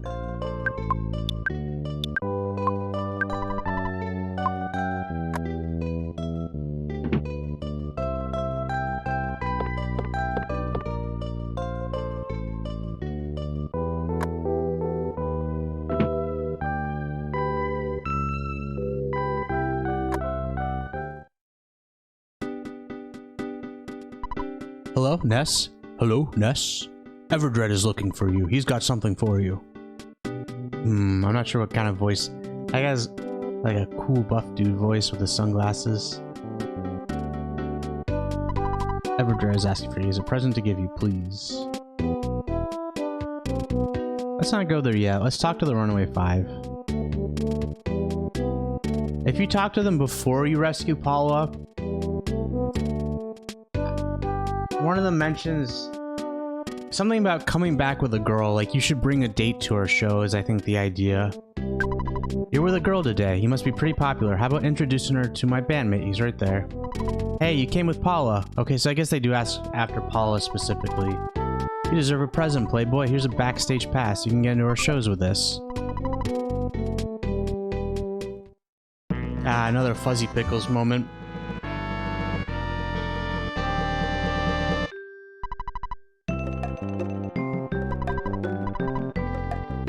You can go see their show before you rescue Paula, if I remember correctly. You pay like $20 or something. And, Runaway 5 at the Chaos Theater. And, like, they just play a song for you. I think that's all that happens. You want to see Poochie Fudd, the manager? Right through this door, please. Runaway 5 owe me a lot of money. They'll stay here until they pay me back. They might be here for 100 years. Unless you decide to pay off their debt.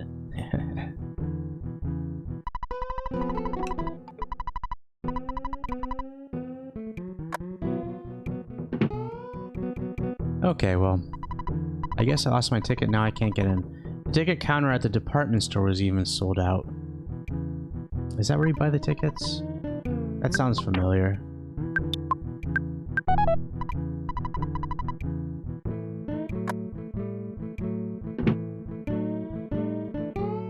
Okay, let's talk to the people in here. They seem too proud, I mean. They just filled up this little music hall after all. Whatever, dude. I got a little kid here talking to me like he's an adult. I give you one thing. You got guts, kid. I came here because it's tough to get in, but I'm kind of disappointed. There are no good-looking waitresses, and there's no room for me to show off my latest dance moves. Most important things. You can see this dude is clearly drinking a beer, right?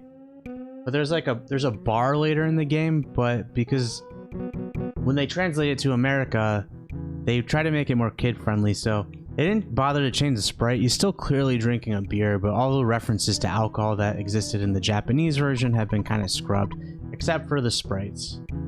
Hey kids, how did you get tickets? What are you, the owner's kids or something? You know, I think it's pretty tacky to entertain our company's business partner by taking him to a Runaway 5 show. But since I'm new to the company, I better just toe the line. Tough situation, friend. My boyfriend lost a ticket that I gave him. He's waiting outside the entrance. He's got butterfingers, but he's nice. And you're just in here without him? Don't get too close to me. I just farted. Alright. We gotta talk to that girl, but seeing the Runaway 5 is stage in my life.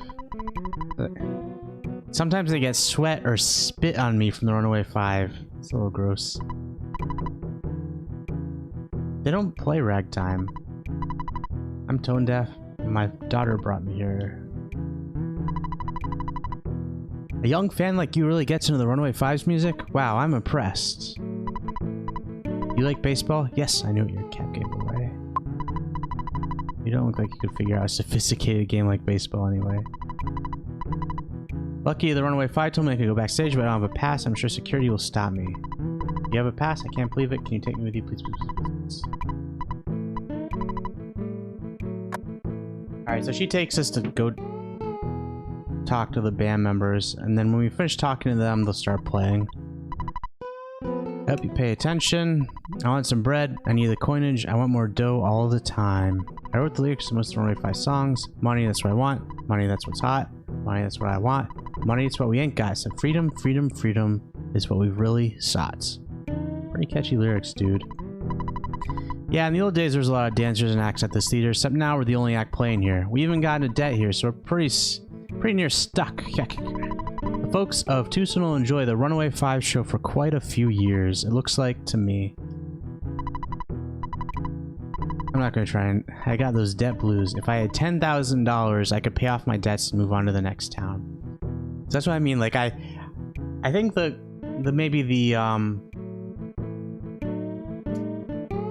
I actually went through and grinded my way to having $10,000 in like actual cash. Like I have $10 here, but that's not, they're actually looking for a key item. So he mentioned there that I wonder if our bus still runs. That's actually why we need the Runaway 5. The overall reason is that if we try to go to Threed on the local bus system, we can hop on the bus, but as soon as we go through the tunnel to Threed, a bunch of ghosts will possess us and bring us back. Actually, I might show that to you because I don't have the money for them yet. I might have messed this up. I should maybe have talked to Everdread first. World's Greatest Bluesman, the Runaway 5, and here they come.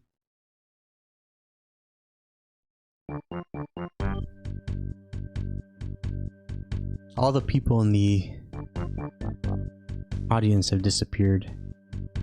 There's nothing to that. I think it's just a limitation of the Super Nintendo, maybe. They couldn't...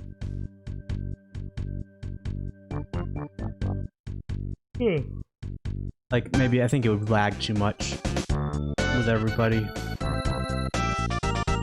You know, in all my years playing this game over and over again, I never realized there's 6 people here. They're called the Runaway 5, but there's 6 of them.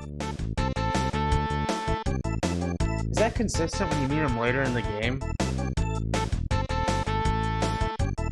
I've never realized that before.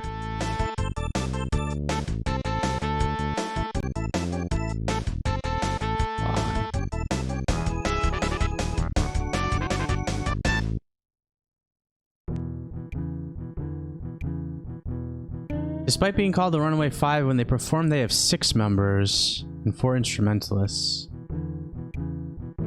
Was there 6 people in the backstage? Come in quick, don't be shy. There's only 5 of them here. But there was 6. Okay. Whatever.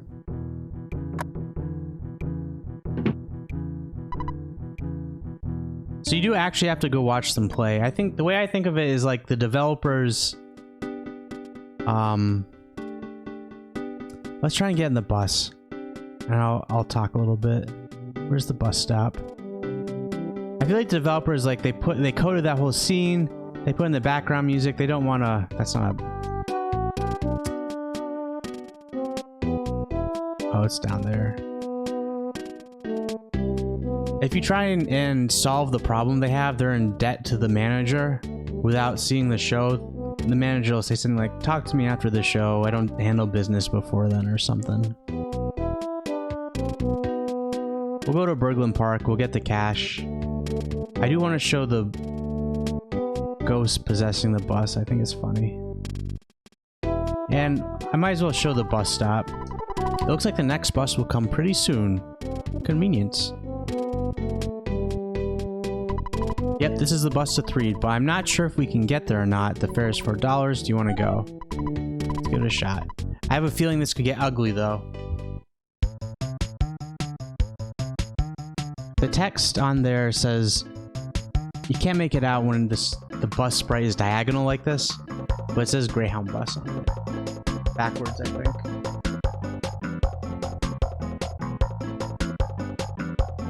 Oh, there you go. You can just barely make it out. There's some presents down here, but... Oh, I also really like this background music. My follow alert is based off this music.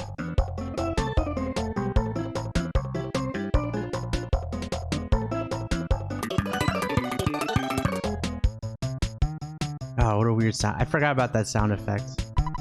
For some reason, the bus returned to Tucson. Yep, just like I thought. Okay, I'm starting to get the creeps. We're going back to the bus station. Do you want to get off here? Yeah, I'll get off here. I kind of want to see what this NPC has to say. This is going to be a long walk back, but whatever.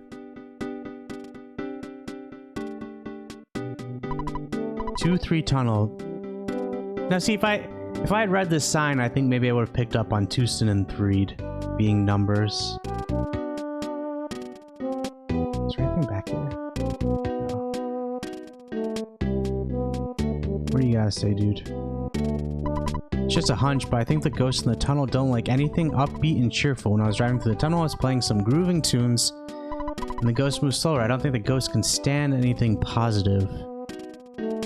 Where can we find some grooving tunes?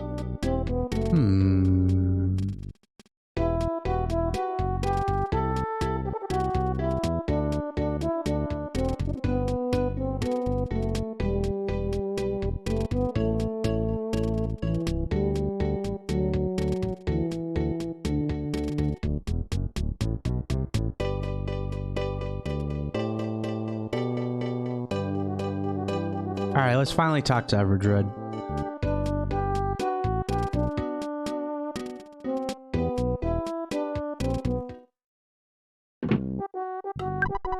I was gonna ask you to be my partner, but I knew you would refuse. But I know you'll refuse. Damn, I almost remembered it exactly. It's written all over your face. If you accepted, I was gonna give you some money. Actually, I can't keep the money now anyway. Why can't you keep the money? Is this blood money? Let me give this to you. It's $10,000. Use the money anyway you like. You cannot refuse my generosity. Just accept it. Now I plan on looking for the evil. Why do you know that the Manny Manny statue is evil? Oh, that liar exaggerate unearthed on it. Yeah, so earlier I was saying, we visit Mr. Carpenter. That's the first time you'll see it in the story, but I think if you go back to Liar Exaggerate's house, like, maybe like as soon as like maybe even before like the first sanctuary location, like if you just do the intro where Buzz gets smashed and it turns into daytime, I think maybe as soon as after that you can go back and you can see the statue, but I'm guessing now that I've gotten this far it won't be there anymore, which is a shame. I'll see you at another time in another space. Ness got the wad of bills, so that's like the key item we need to free the Runaway 5. Yeah, it's a shame. You don't really think about stuff like that.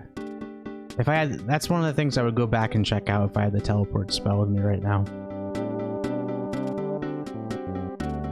Ah, they're not out here anymore.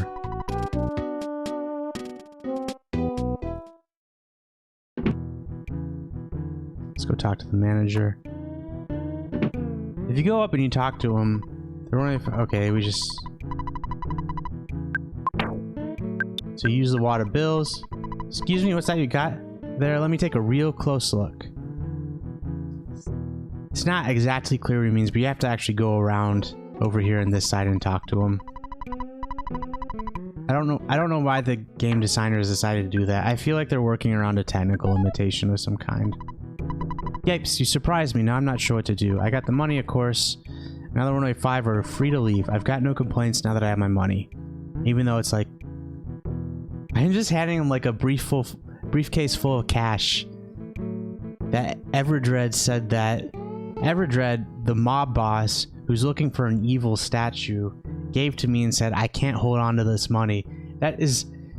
There's so many red flags.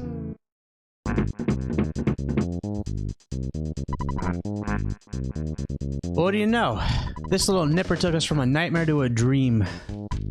Ah, this means we can get out of this dump. I'm a good driver. Come on, I'll show you. Okay, there's 5 of them now. Let's move on to the next town. I'm sure our old hunk of junk will get us there. I didn't make a spectacle of myself, did I?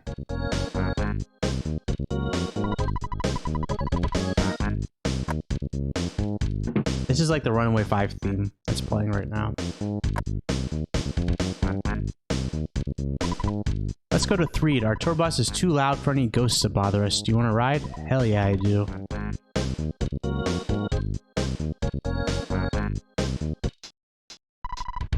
Okay guys, here we go. Hey sidewalk, get out of my way.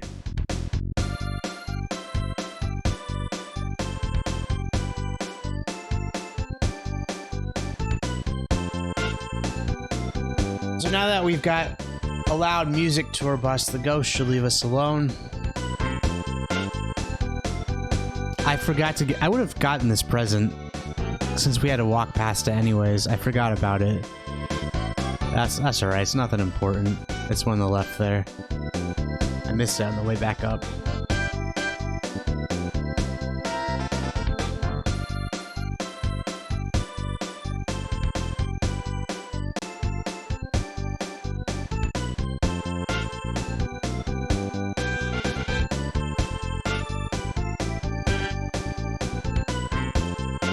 See, they're all just ignoring us now.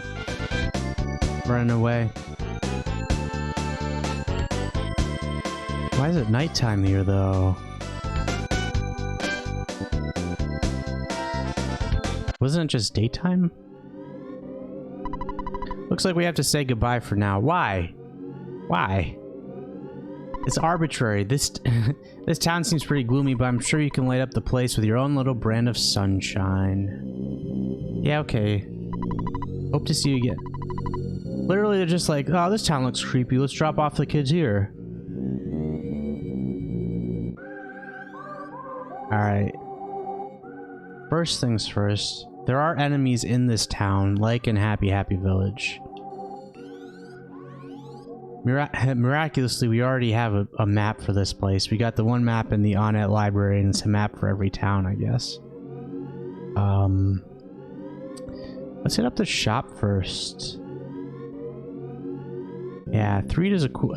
I didn't like this area as a kid. It creeped me out a little too much, but now I'm older, I think this is one of the more fun areas of the game. I think one of the reasons I didn't like it is there's a creepy mood, but also the enemies here inflict like a lot of status effects on you. It's kind of annoying to deal with them all. We're gonna definitely buy some upgraded equipment here. So that's like $597. There's a hard hat. We tried to get one in the valley, but couldn't find it. So what is that? $695. Oh, hello, it's your dad. You've been out there for a long time now. It made me none of my business. But don't you think it would be a good idea if you took a break? No, Dad. What are you, time cop? What are you... We've been playing for like 2 hours. That's not too bad. Well, it doesn't make me happy, but I understand your point about the fate of the world being at stake. Okay, Dad. I never realized... I think that kicked in at exactly 2 hours. I'm looking at the... I've been live for 1 hour 58 minutes, but I started the game like a minute before I went live.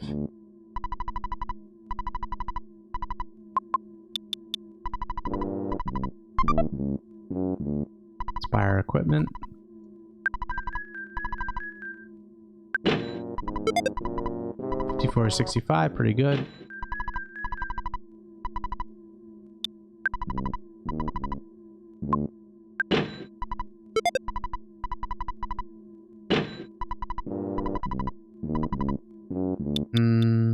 Just a hard hat.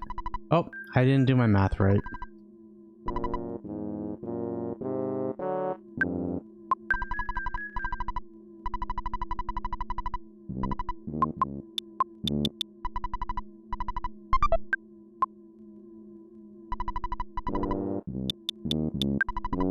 I think I must have messed up the hundreds.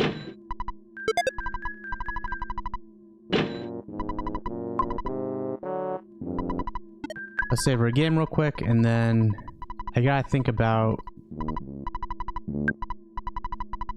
Oh, right, I remember what the first thing you're supposed to do in 3 is. Okay, I remember. I'm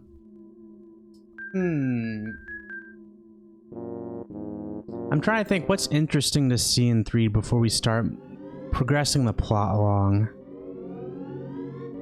This guy back here,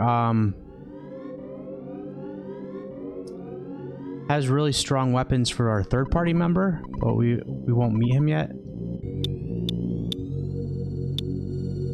So we can't... So bottle rockets are one-time use items that are really strong. Only Jeff can use them, our third-party member. This is like the weapon for Jeff. Bottle rockets really good for Bosses. Yeah. Speaking of which, there is a boss.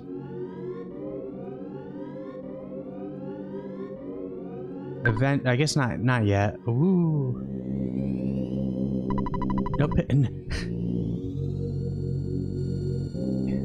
No pitching of tents in this area without permission. Hilarious phrasing, but also, if you know this game, you know that, like, in 10 minutes there's gonna be a tent here. There was a zombie dog enemy over there. I'm not gonna fight it because they're kind of, like I said, the enemies in this area, I think the zombie dogs are kind of tough. Welcome to the circus. So here's another tent. This is an enemy, not too tough, if I remember right. This tent is not evil. The tent that's going to be erected in the south is, well, you'll see.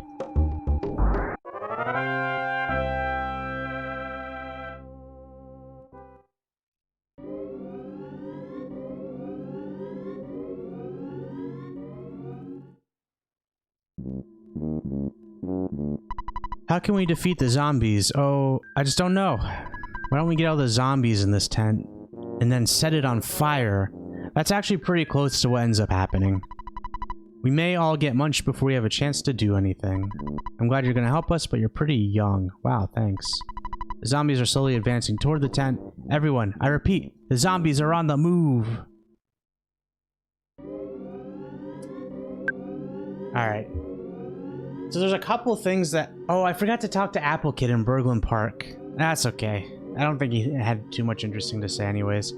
I knew I was forgetting something. We're gonna run to Apple Kid again. Again, he's going to invent something for us to kind of save our butts. If you look at the northern part and then the northwestern part, those are cemeteries, and there's a lot of enemies in that area. So I guess what I said earlier is untrue, actually. This is just one map, but the enemies are definitely concentrated in the top left area of the map. And certain enemies appear over here versus over there. So I guess they do that. A zombie. So everyone in town is terrified of these zombies. I don't know if I'd be watching a zombie movie when there's an actual zombie invasion happening. I think you ought to leave now. I have no guarantee that you're not a zombie out looking for lunch.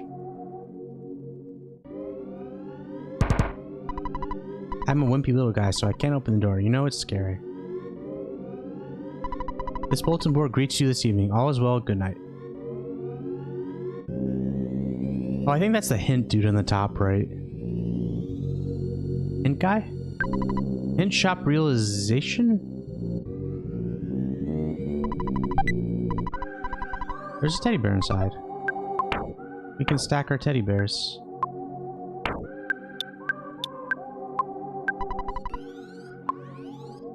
I wonder how that works with multiple teddy bears.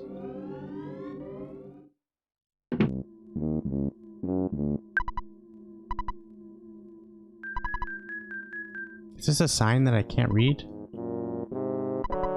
Okay. Now wait a minute, youngster. I could give you a great hint for just $60. You'd like a hint, wouldn't you? You don't have any money. Can't just give you a hint for free, kid. Damn. Well, I do know what we need to do.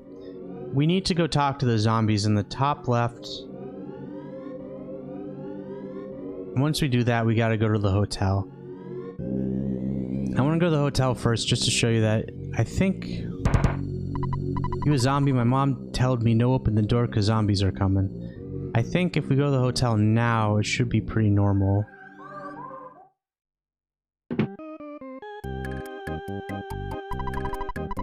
Read Sunset Hotel. I'll save the game real quick. I guess we just saved it.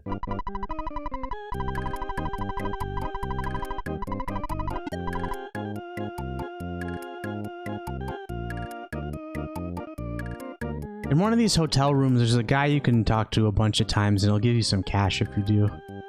I can't remember which town it's in.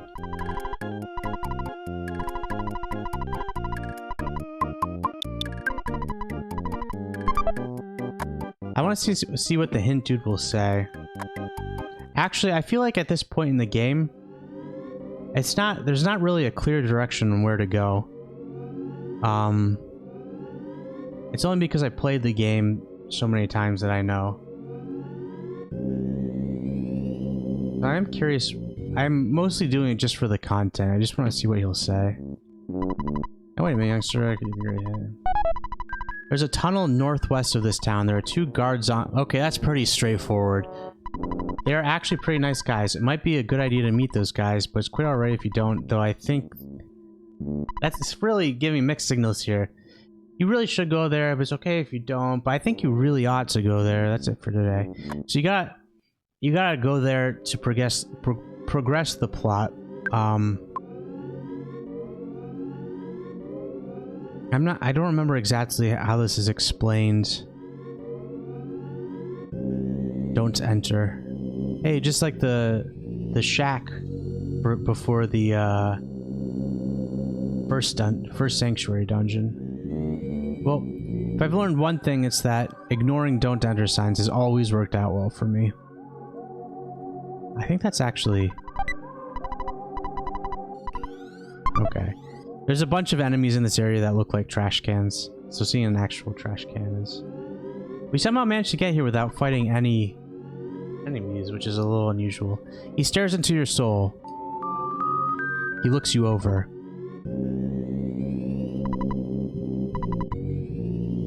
Alright, so that entrance there is like our next path. Like, I mean, it's our path out of Threed. So we gotta get there eventually, but we can't get there quite yet. Talking to those zombies, I think... Nope, okay, we still got some enemies here.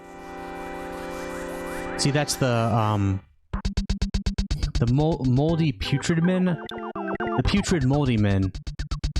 I almost had it. The putrid moldy min. Let me use this insecticide spray. And she'll bash the putrid moldy min.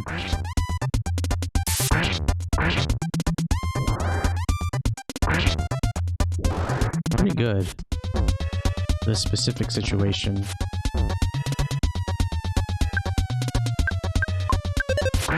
I don't think I did that right. I should have had Paula attack the bee.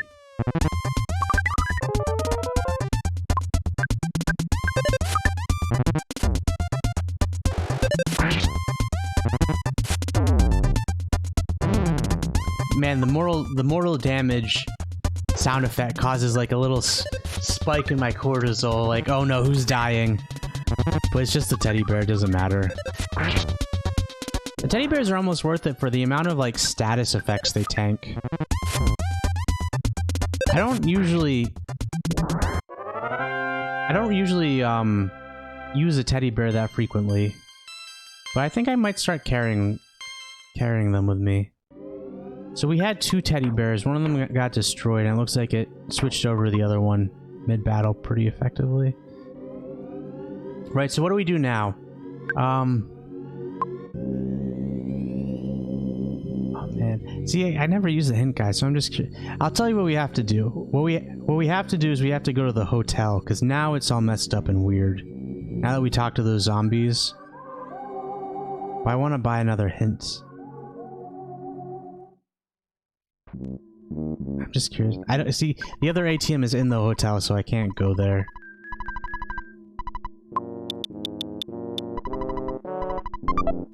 I'm gonna go walk back to the hint dude. I'm gonna walk around the hotel. I guess we can go buy it. You can see what I'm talking about.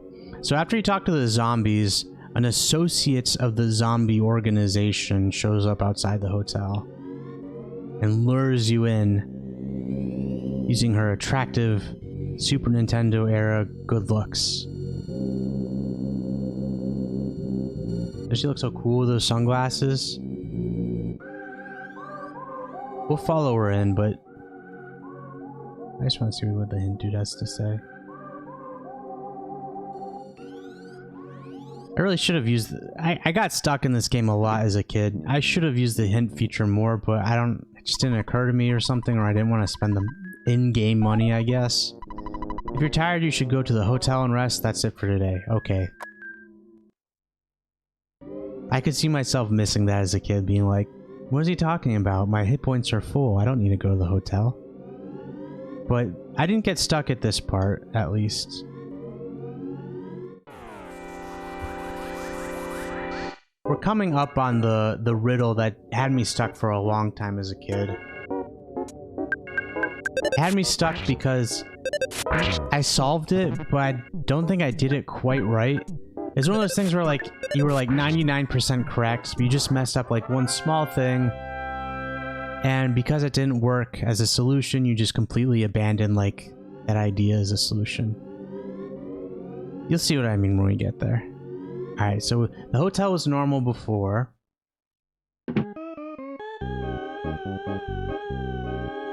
Where's the receptionist?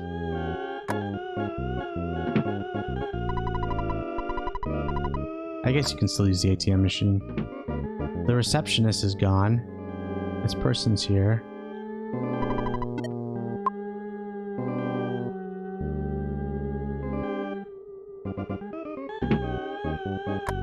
Anything in the other room?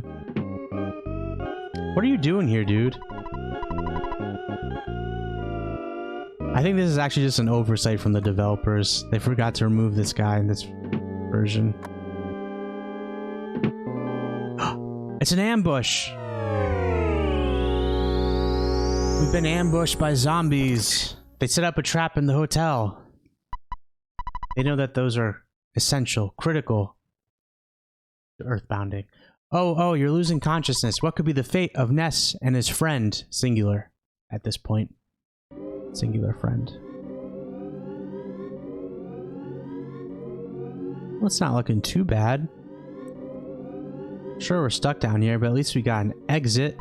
The door is locked. Well.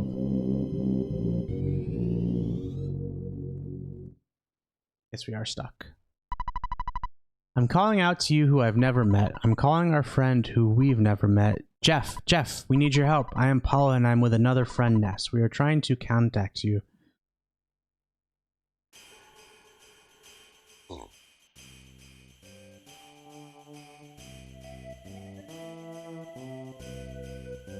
Winter's a small country to the north.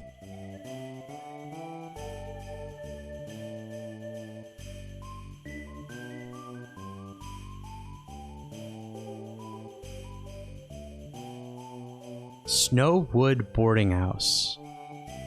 Not the most creative name, if I'm being honest with you. I am Paula, and I am with another friend, Ness. We are trying to contact you. If you hear me, please wake up and head south. Only you, though far away, can save us, Jeff. Please hear my call and begin heading south. You are a friend who we've never met, but you are our one and only hope. Okay. Jeff, I just dreamt that you and I were taking a walk. What's wrong? Jeff, where are you going in the middle of the night? You know the dorm rules, right? If you get caught, you'll get punished big time. What's wrong, Jeff? Alright. There must be some reason I don't understand. I won't stop you, but it's dangerous to leave without taking anything along. I think there's some stuff in the locker room you should get. I'll help you out of here. My opinion, Tony joins you. This specific part of the game is a little clunky.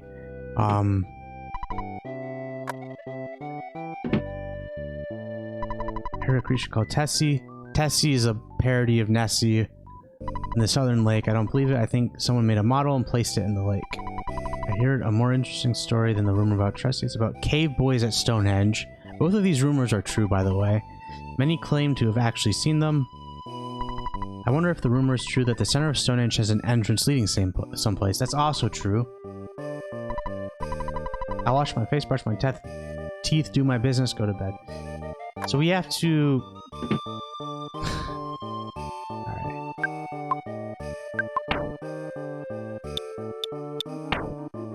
I'm gonna come back for these presents in a second. We'll go to the locker... Usually I get the presents first. We'll go to the locker room first.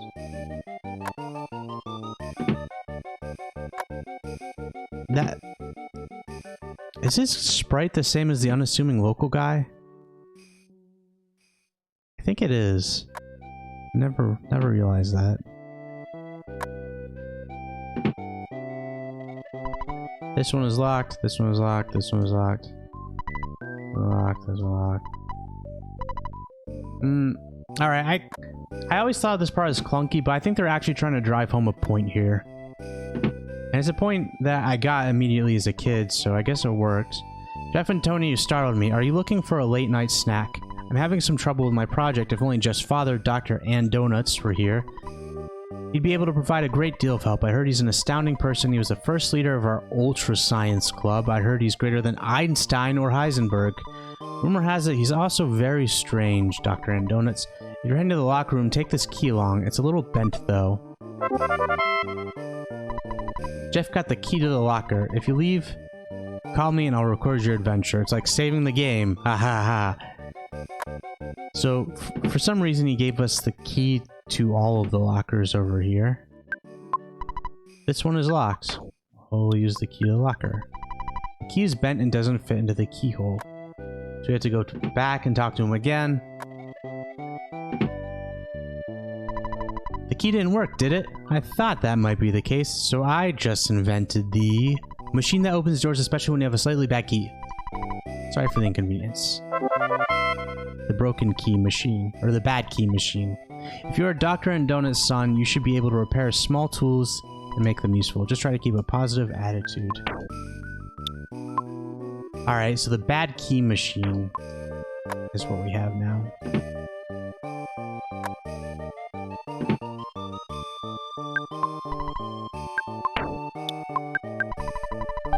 Jeff opened the locker using the bad key machine. There's a pop gun in the locker. Definitely want to take that. 2 to 18. We need that for sure. This part of the game would be really hard without that.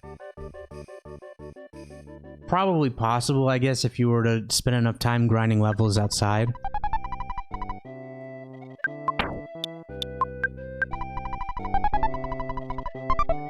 So that's a broken air gun. It's like, it's one of the later weapons for Jeff, but he has to repair it first.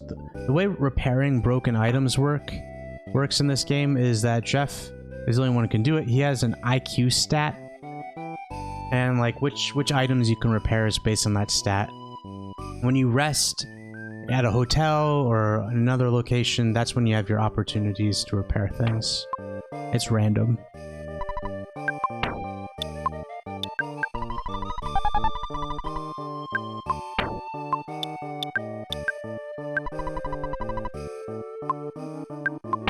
Just rearranging my inventory there. I know there's some more stuff in here.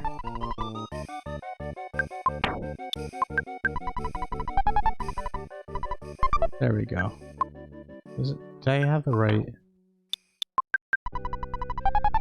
Alright, I thought I might have been off by a pixel or something. Alright, 18 and 12 for offense and defense. Much better than 2 and 2. So I think the reason they have you do this... Why can't I save my game by just talking to you? The reason they have you do this is... The last thing that happened before we went to talk to Jeff is that we were stuck behind a locked door, right? So we've got this machine that unlocks locked things. Let's open some of these presents.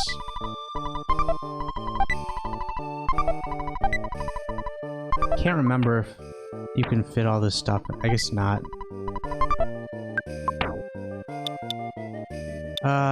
Let's get rid of the ruler. The protractor. Those don't really do anything, I don't think.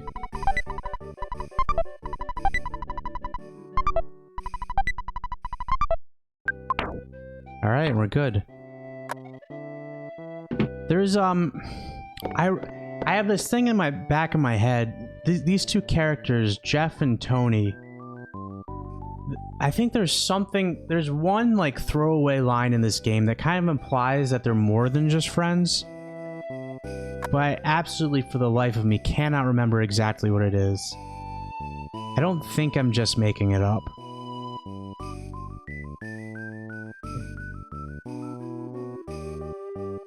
I can't remember exactly what the line is. It might be something like at the very end of the game. Okay, now use me as a step and climb over the gate. Well, I'll say goodbye for now. I don't know where you're going or why, but remember, we are best friends forever. I'm not sure if it's even possible to see Tony again until the end of the game. Like, can you get back into the boarding school? I don't remember. Later, maybe.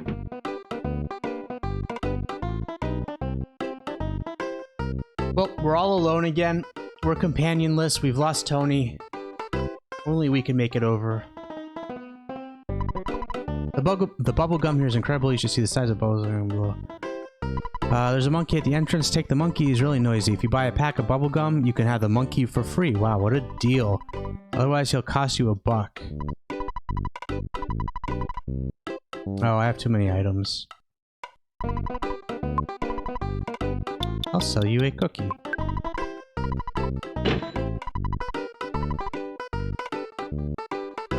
They made this telephone free here because you have so little cash as Jeff that it's actually possible that if you had like the $1 telephone, you'd run out of cash and you'd be in trouble.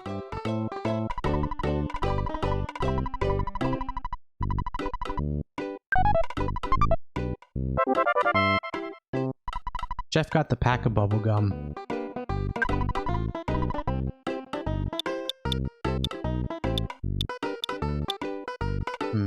So there's actually nothing I can really buy here.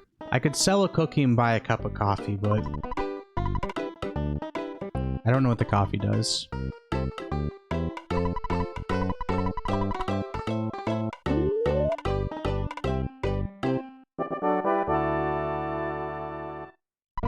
The bubble monkey joins you.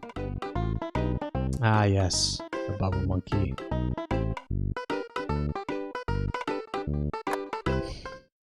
The bubble monkey is a little annoying. Once again, we have a companion. He does this thing when you're walking around.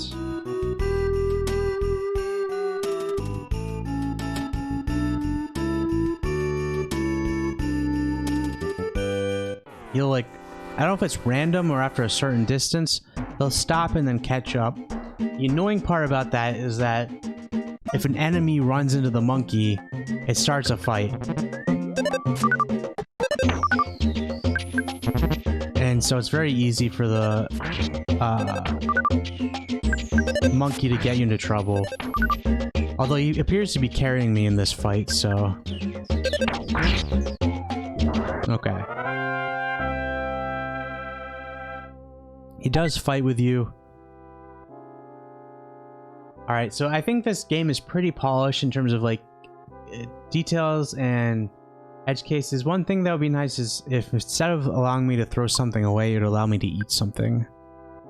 But you can't do that, unfortunately. Because I would have liked to have eaten that cookie. Because I'm a little low on health.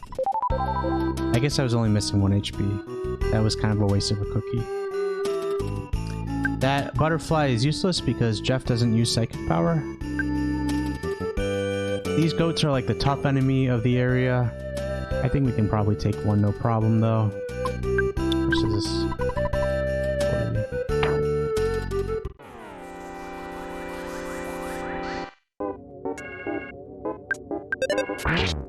I don't think the enemies chase the monkey. I think they chase after you, but the monkey definitely gets you into trouble.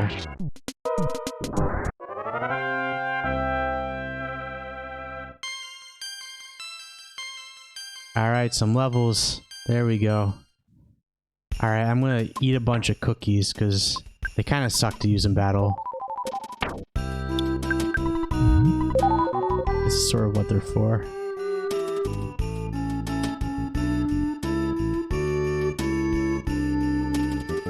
I think this tent might heal you. I think that might have just been a waste.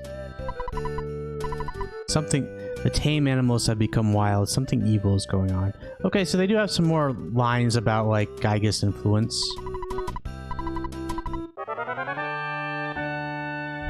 Totally just wasting my healing items.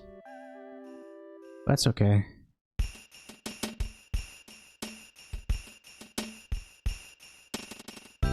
I think they just want to provide a healing spot for you early so that if you have trouble with Jeff, you can always grind for some levels here.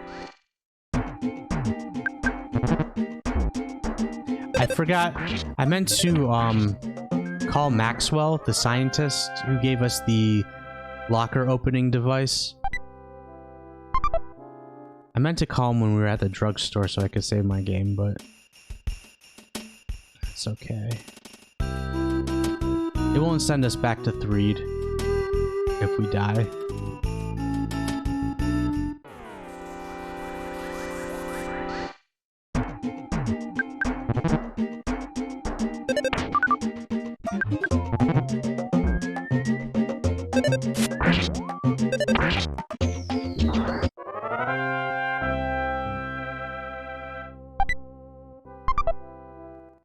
Yes, give me all your healing items.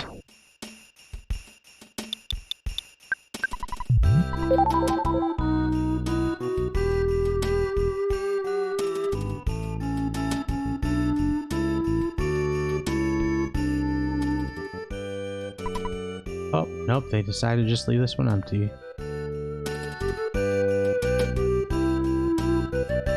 Alright, so not too tough.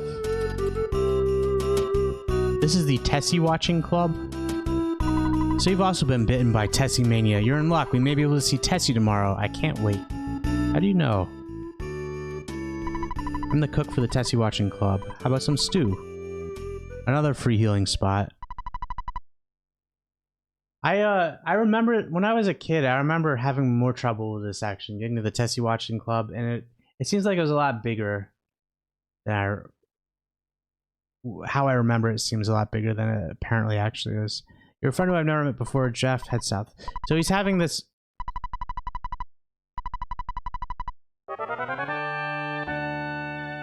He's having this recurring, like, psychic vision that he has to go save Paula and Ness. Right. So you gotta use that healing spot in order to make it daytime. And progress the game. Where does the defense spray do?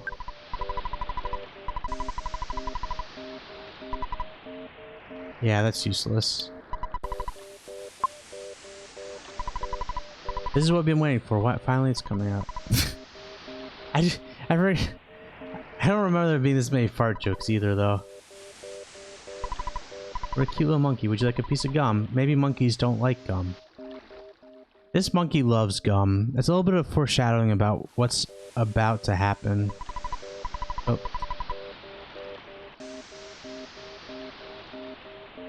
A little spoiler, we're gonna meet Nessie. If I find...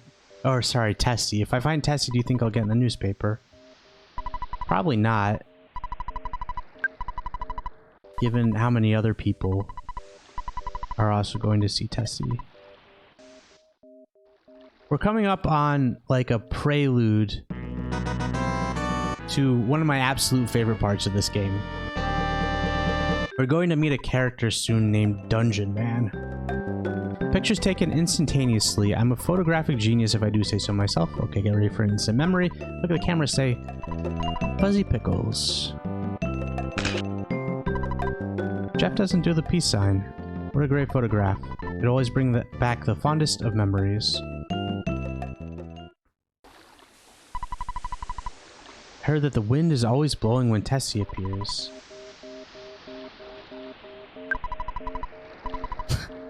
Tessie may unexpectedly be living in the woods. Personally, I think so. Give me some gum. I'll take care of everything. Monkeys and Loch Ness monsters have that kind of connection, you know?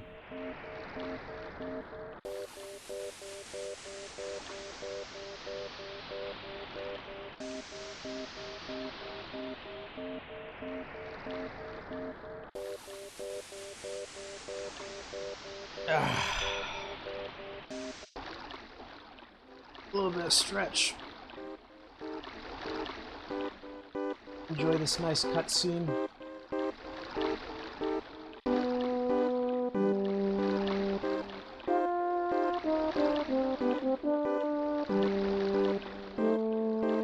The very first time I played this game, I was introduced to it by a neighbor of mine who was like older. There was like some older boys in my neighborhood, and they had a lot of video games. I would either trade with them or borrow from them.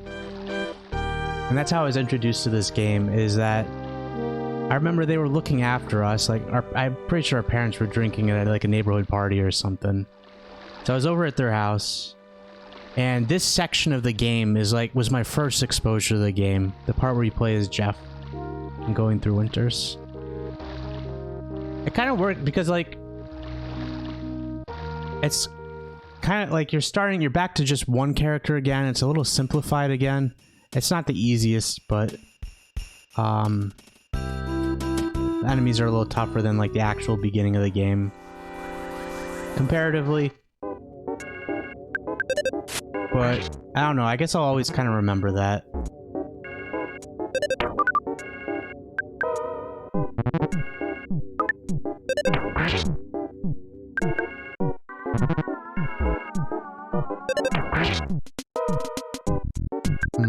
Okay, let's take care of the goat, then we can heal.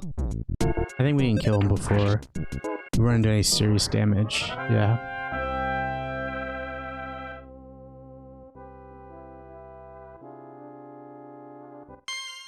Okay, now we're gonna... So there's this character in the game called Dungeon Man, right? Okay, so here's the second part where the pencil eraser comes in. For some weird reason, there's a pencil-shaped iron statues blocking the path. This is kind of like... You come to this area later, and you can use the pencil eraser to skip the dungeon, basically. But we don't have the pencil eraser because it's with Ness, of course.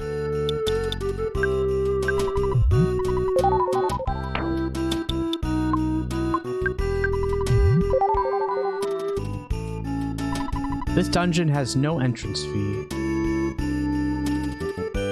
Come on in.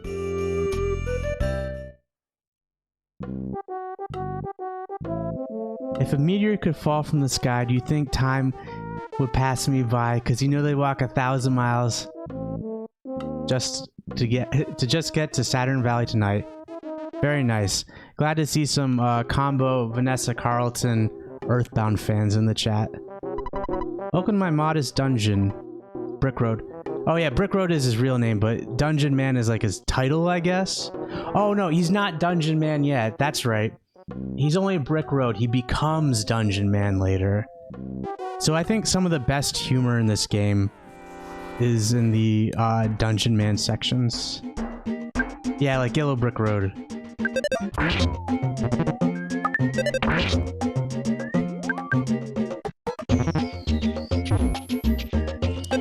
Ouch, that's smarts. Okay. This dungeon isn't too tough. As long as we have enough healing items to get through it. I'm not gonna heal yet. Oh. He's gonna give us a bread roll, I will.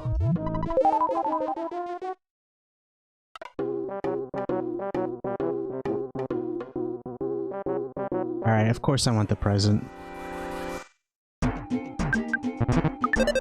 These enemies are really easy, if I remember correctly. They tend not to actually attack you. Or they do useless stuff like that where... they disable Jeff's ability to use psychic powers, but you didn't have any psychic powers to begin with.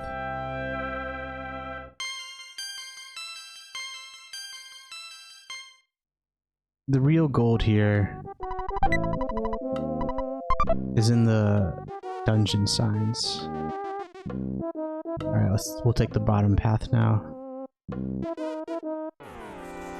It's like a mimic. It's a worthless protoplasm.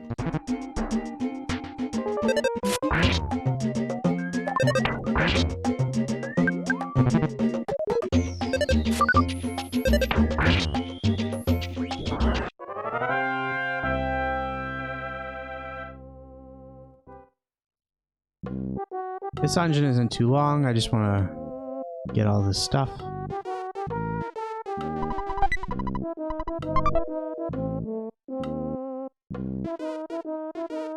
I don't quite remember what all of Jeff's items become.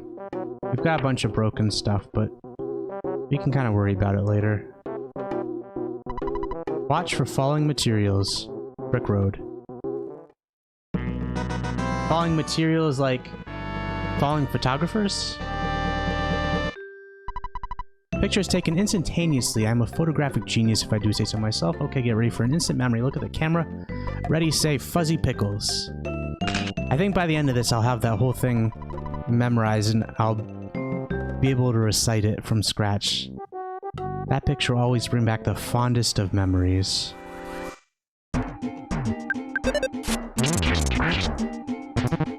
That is the lamest crit I may have ever seen.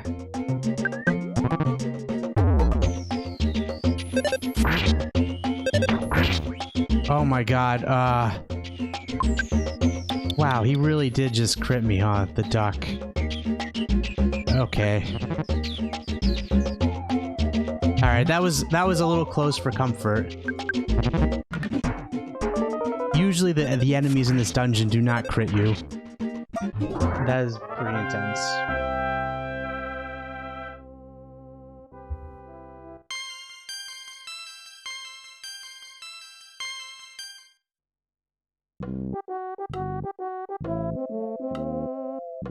Alright, what do we have here? A croissant. Excellent. We're doing okay on HP. We can find another worthless protoplasm. No problem.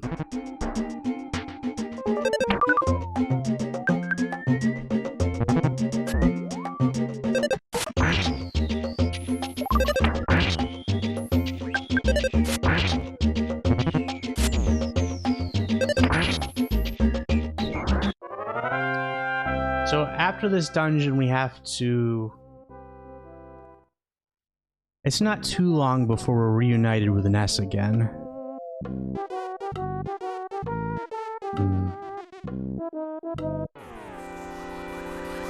We need to go talk to our dad, Dr. and Donuts. I remember that.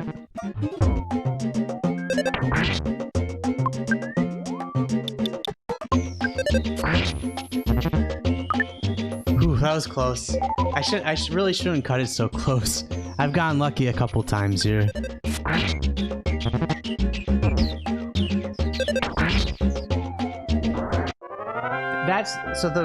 Earlier I was talking about the moles in the second sanctuary dungeon.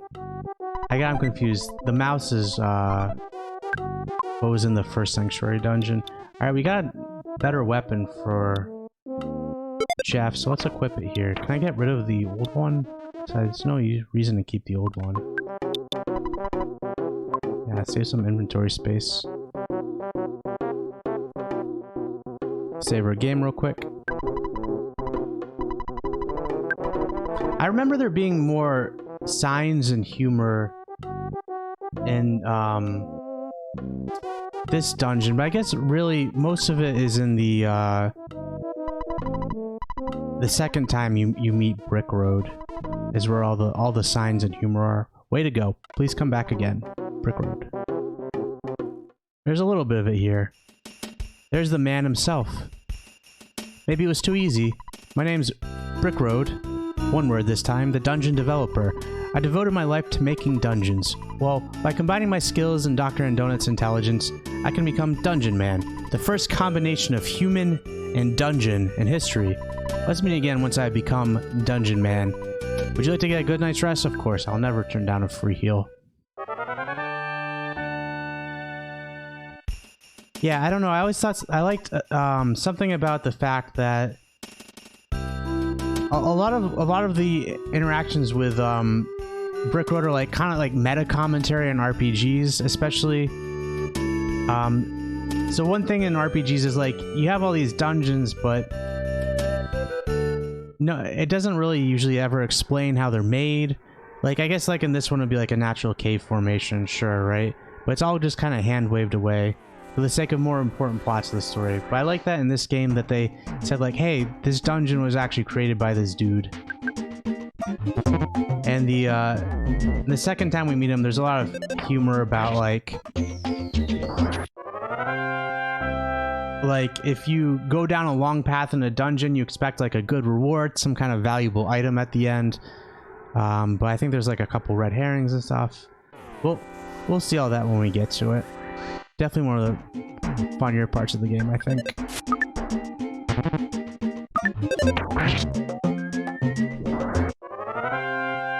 We're actually gonna see one of the later bosses here in this dungeon. I'm okay on health. And if I remember right, we can actually go up and talk to it, but it won't let us fight it. It'll say, like, I'm only here to fight nests or something. Let me use my hamburger. Oh.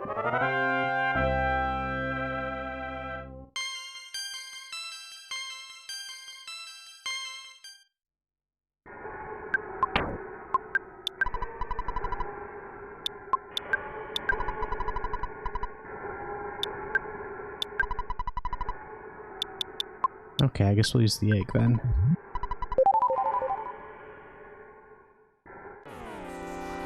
Oh, we got a green scroll. That's really nice because... Oh, I guess attack slugs aren't really that difficult.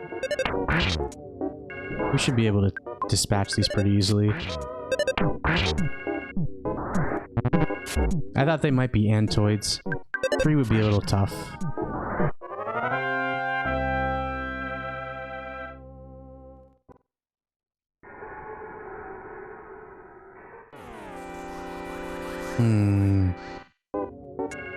No green scroll when I try to go for it.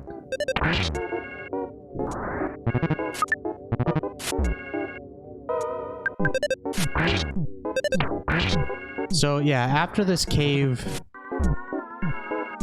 if I remember right, so we're gonna see the boss, we're gonna walk outside, and if you remember, there was one of the rumors that the boys were talking about in the boarding school. So one of them was about Tessie, so that turned out to be true. Another one was about the cave boys outside Stonehenge, and we're gonna see that in a little bit.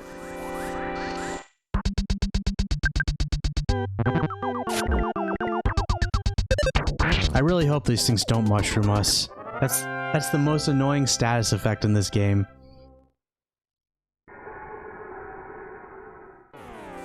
There we go. So funny when they climb down the rope.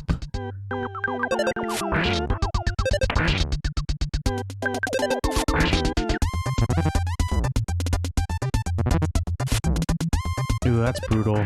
Okay. I might be in trouble here.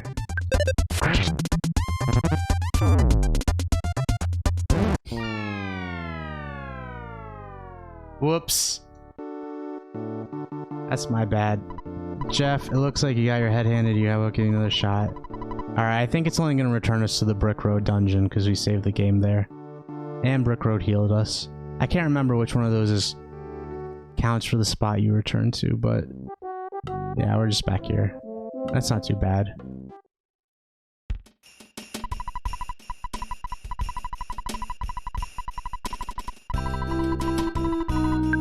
I guess I actually don't think I need a rest here, because Jeff doesn't have any psychic power, so when you die all your HP is returned, but none of your psychic power is returned. But Jeff doesn't have any.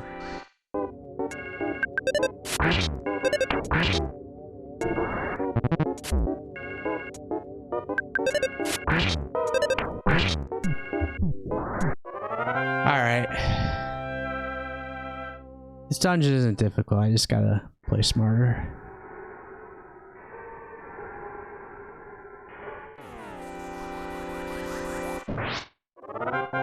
Okay. I didn't expect that. I'll take it though.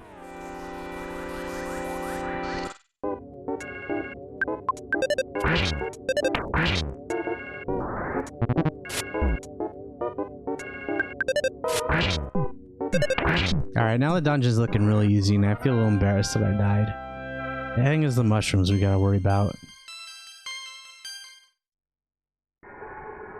Ignore those remaining enemies, just go on to the next area.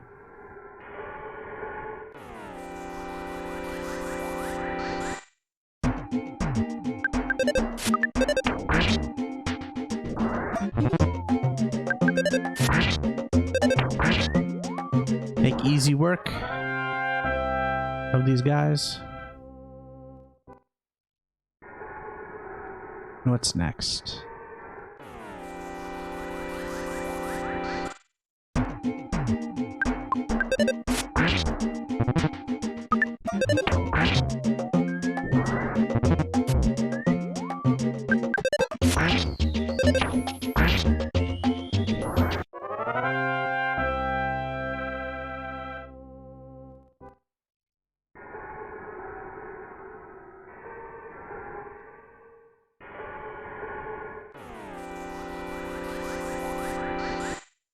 Alright, I think I'm gonna focus the shroom here because I don't want that status effect. Although they both do a lot of damage to me.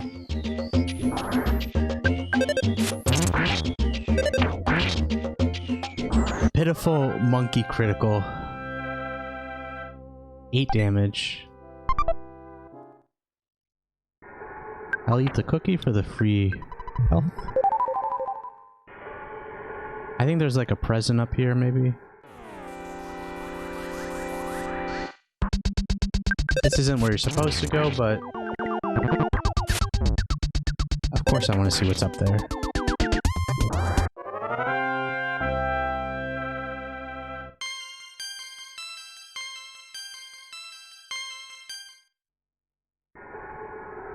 I think by the end of this, Jeff might actually end up a higher level than Paula is, especially since Paula didn't get the... Oh man, 2 of these things? Alright.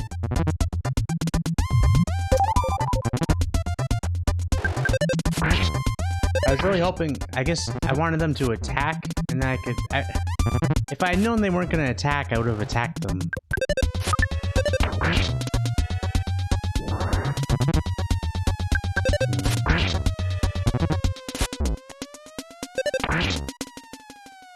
Alright. We are starting to run out of healing items. Yeah, I think... Oh, there's the sanctuary boss I was talking about. Alright, that should help a little bit.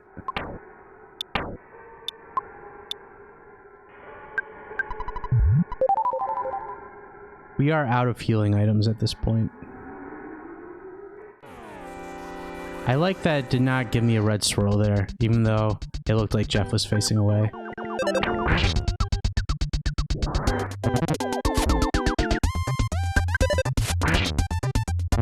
Yeah, these are a lot more manageable now that we have the bracelet.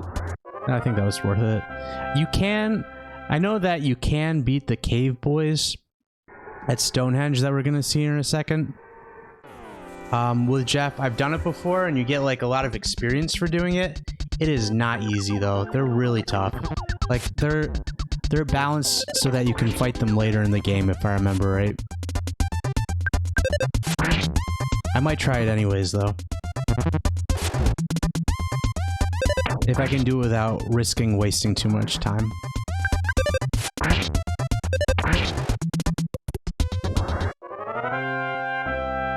Alright, any presents? I want a healing item, please. No? Too bad. Oh, over here? Alright, that's what I was explaining before. These are really items for Jeff. Damages an enemy when used during battle, gone after 1 use. Yeah, so that kind of understates it. They're really powerful to use against bosses. So what you need to do here is you need to use the pack of bubble gum to get the monkey to toss down the rope.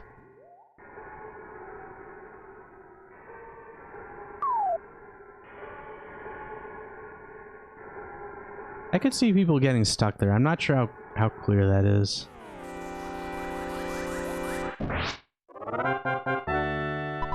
Free experience?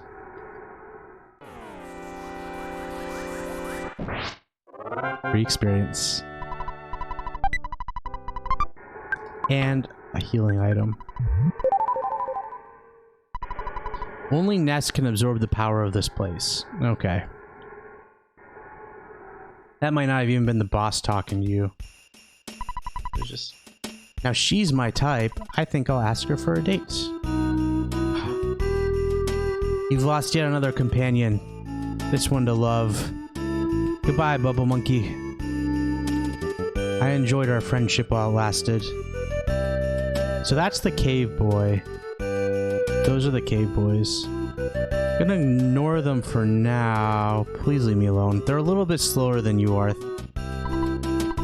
You kids don't look very bright. Let me explain. These stones are making a pattern. It's called Stonehenge. UFOs often visit here. You must have seen it on TV or read about it in the tabloids. Yes, that's Stonehenge. I'm glad we have an intelligent man like him to explain to us what Stonehenge is. Alright, ignoring donuts. Get the phone.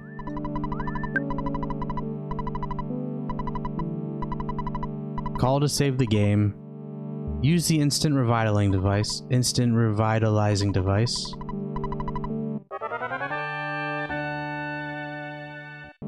Let's go fight one of those cave boys. We've also lost our battle partner. Yeah, the monkey, he wasn't doing a whole lot for us, but he was doing something, you know? Now they move slower than us, so I might be able to...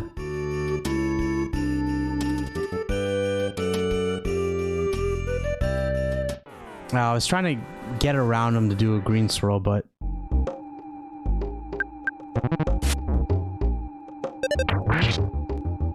Maybe they aren't balanced for late game.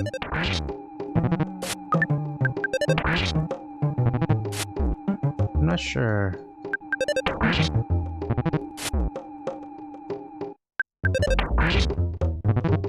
Maybe if I get one more attack, one or two more attacks in. Oh, okay. All right.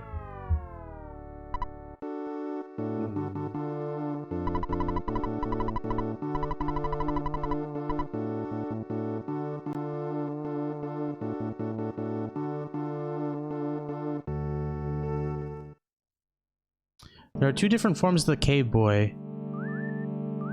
When they are first encountered by Jeff, its speed increases and it drops a double burger.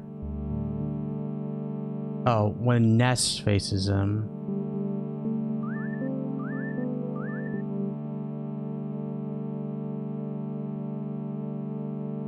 So they only use bash against Jeff, but they have extra moves against the rest of the party. But they're... Okay, I see.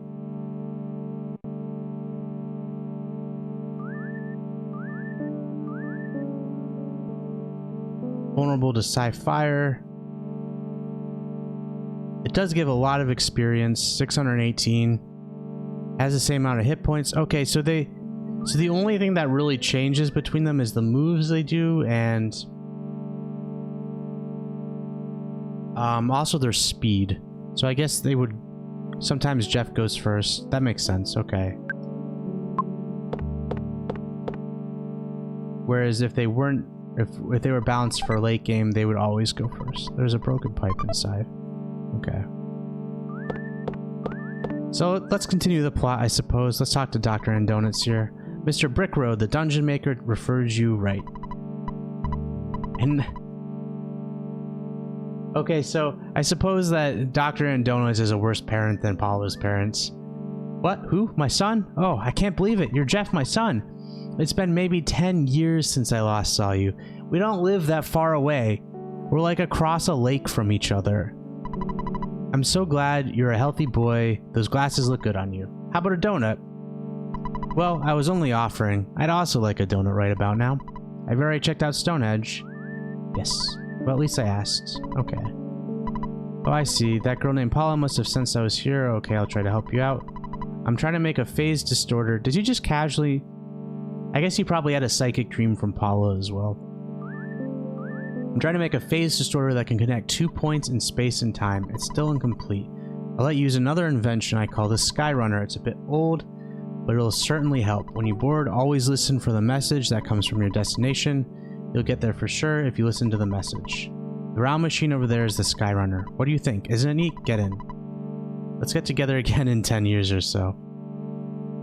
So yeah, we can get in the Skyrunner.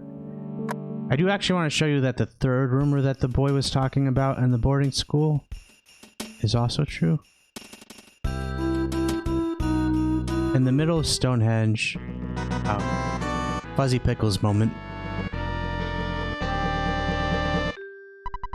Pictures taken instantaneously. I'm a photographic genius, if I do say so myself. Okay, get ready for an instant memory. Look at the camera. Ready? Say, Fuzzy Pickles. Wow, an instant memory that'll always... What a great photograph. It'll always bring back the fondest of memories. That's what it is. So if we go into Stonehenge here, we can kind of see that there's a future area. Oh, right. For some reason, something that looks like a very large iron eraser is in the way.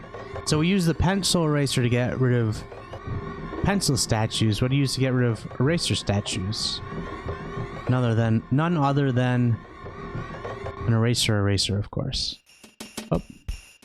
Okay. I could try and fight some more cave boys for experience. It's not particularly worth it, though.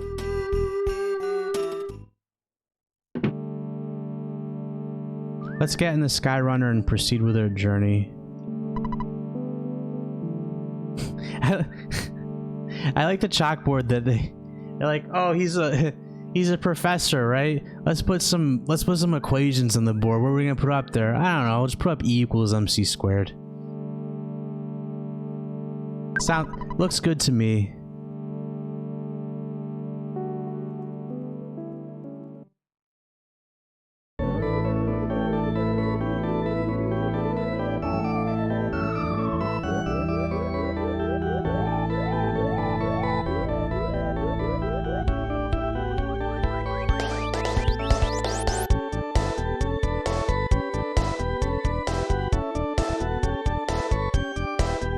So we're in like a UFO. Oh! I never really made the connection. There was that guy out there who said like, oh, we're at Stonehenge and UFOs visit Stonehenge, and I dismissed him immediately like what a dumbass. Of course, he reads tabloids, UFOs, Stonehenge, but I never really made the connection that you do literally take a UFO to get out of that area. The city we just saw is called Fourside. So like Anet is 1, Tucson is 2, 3 is 3, Fourside is 4, and that's where the pattern kind of stops. This is a desert that we're going to encounter before Fourside.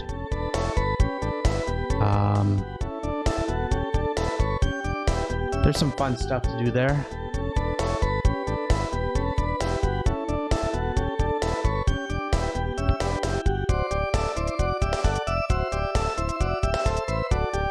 And finally, we're in Threed.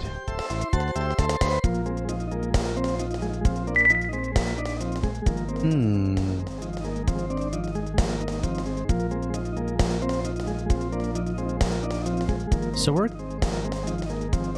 I guess it's not really obvious. We were just... So Ness and Paula were kidnapped, but I guess we wouldn't really know where they are. I know where they are, of course, having played this game many times, but the Skyrunner is trying to home in on their location, so clearly they're not too far from where we were before.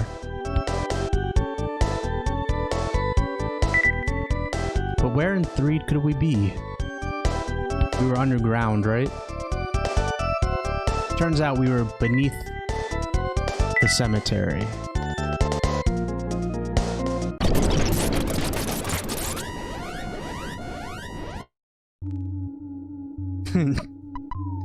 Man, oh man, did that ever scare me.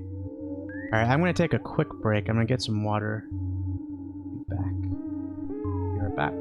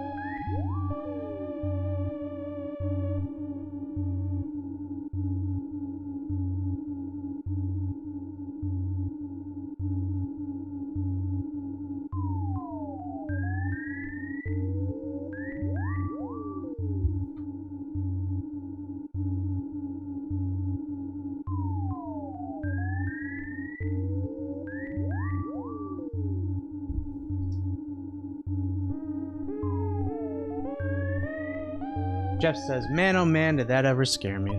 The Skyrunner... Let me take out this be right back sign. There we go. Skyrunner, I guess it took a little damage while landing. Oh well. You don't have to explain a thing. I'm Jeff. I came because you called me. I'm not very strong, really nearsighted, kind of shy, and I tend to be a little reckless. This is just the way I am. I hope you want me to be your friend. Okay. I'm not sure if I've ever said no here. I don't really have the... Alright, I'll do it only because I know that the game won't let us progress without him. So why did you call me? Are you just making fun of me? This is just the way I am. Alright, that hurt a little to do. That hurt my soul a little bit. Let's get back to the journey then. Sorry, Jeff. I did it for the content. I just wanted to see what would happen. Jeff joined you. It's impossible to fix for the time being. So yeah, we do end up fixing the Skyrunner later. The door is locked. The game is like...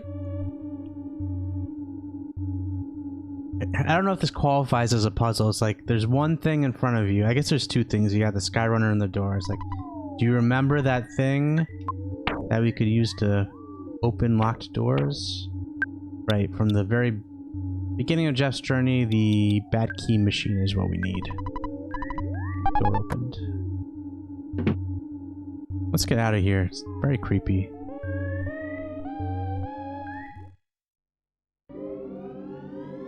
Alright, and we're back. We're reunited.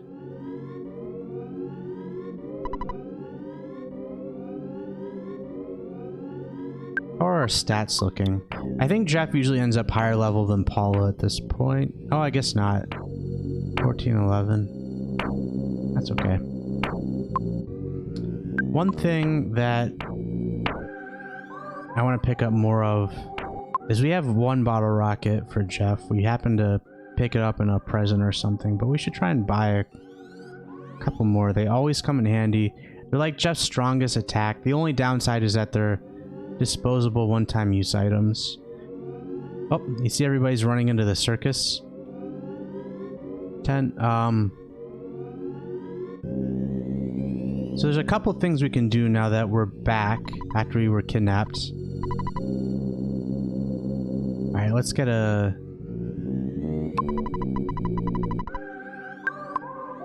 What do I have equipped for Jeff right now? The stun gun. Okay. Well, let's replace it with a... Oh, I don't have any money. Alright, let's go to the drugstore real quick.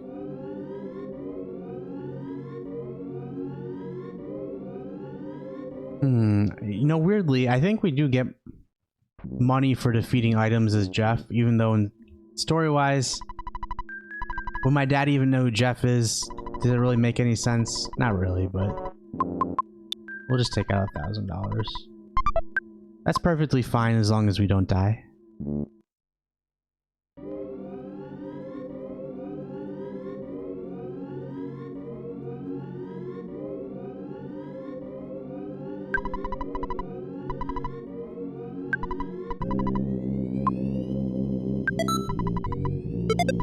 Okay, well...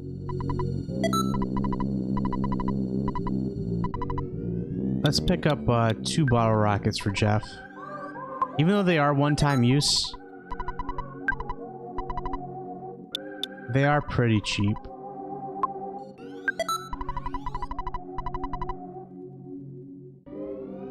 What does this kid have to say? So scared of the zombies. Alright, so we're gonna go talk to everybody who went into the circus tent, because they got... There's like... I think the idea is like, we saw some people in there before, now there's gonna be more people. People are getting increasingly worried about the zombies. Me too, because they kidnapped me. Let's buy...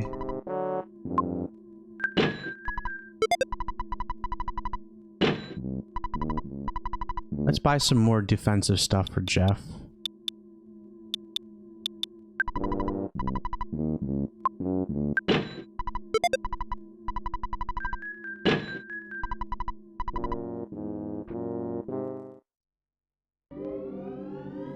We can save our game too while we're here.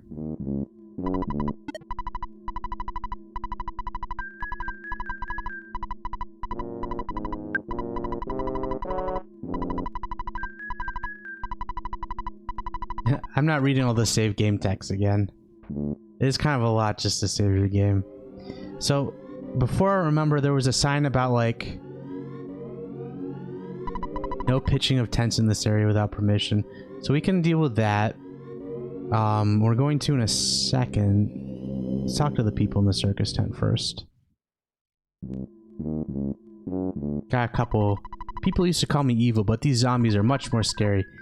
I left my wife and kids at home to escape to this tent. That's how scary the zombies are. Not the bravest man. I think I already talked to these people.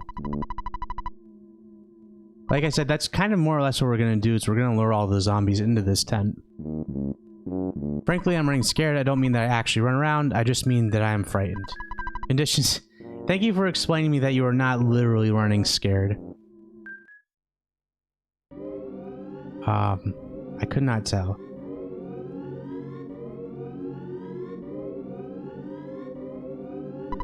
I'm only telling you this because you look like you're just passing through.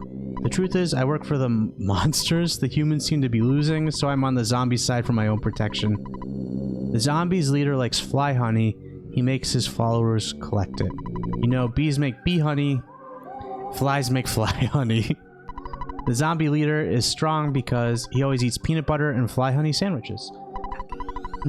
I used to eat peanut butter and honey sandwiches sometimes. I haven't had one in a long time, but they're pretty good.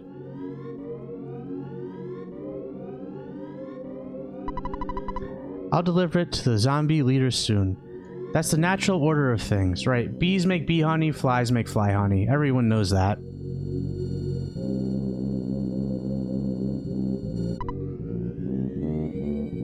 I thought there was like an NPC or somewhere around here that like warns you about the tent or something.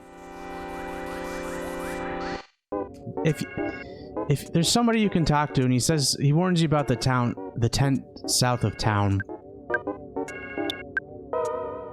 Let's take care of this quickly. I think these guys are kind of tough. Yeah. Get out of here. Let's fight the tent.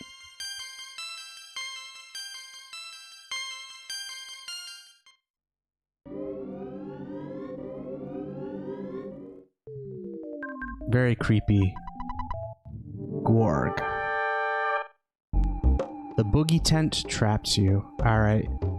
Now that we have Jeff, we can start spying on monsters to see what their weaknesses are, which is kind of nifty. So let's try that and see what he's weak to. But I'm pretty sure we're just going to use a bunch of bottle rockets on him.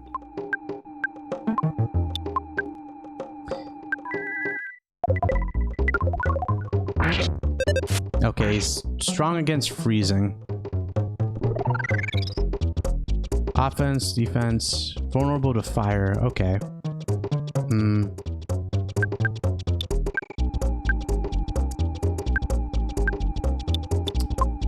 Also vulnerable to bottle rockets, so we'll use that.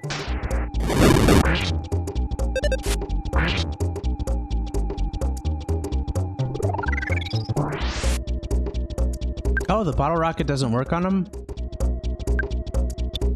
Okay, this might be more interesting than I thought.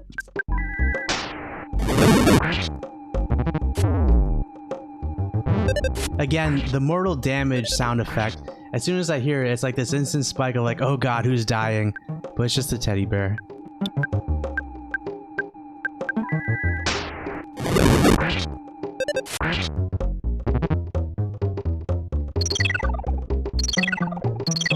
Yep, I always felt that way. Yeah, man, it just... They make it sound so brutal, I think. I think that's what does it.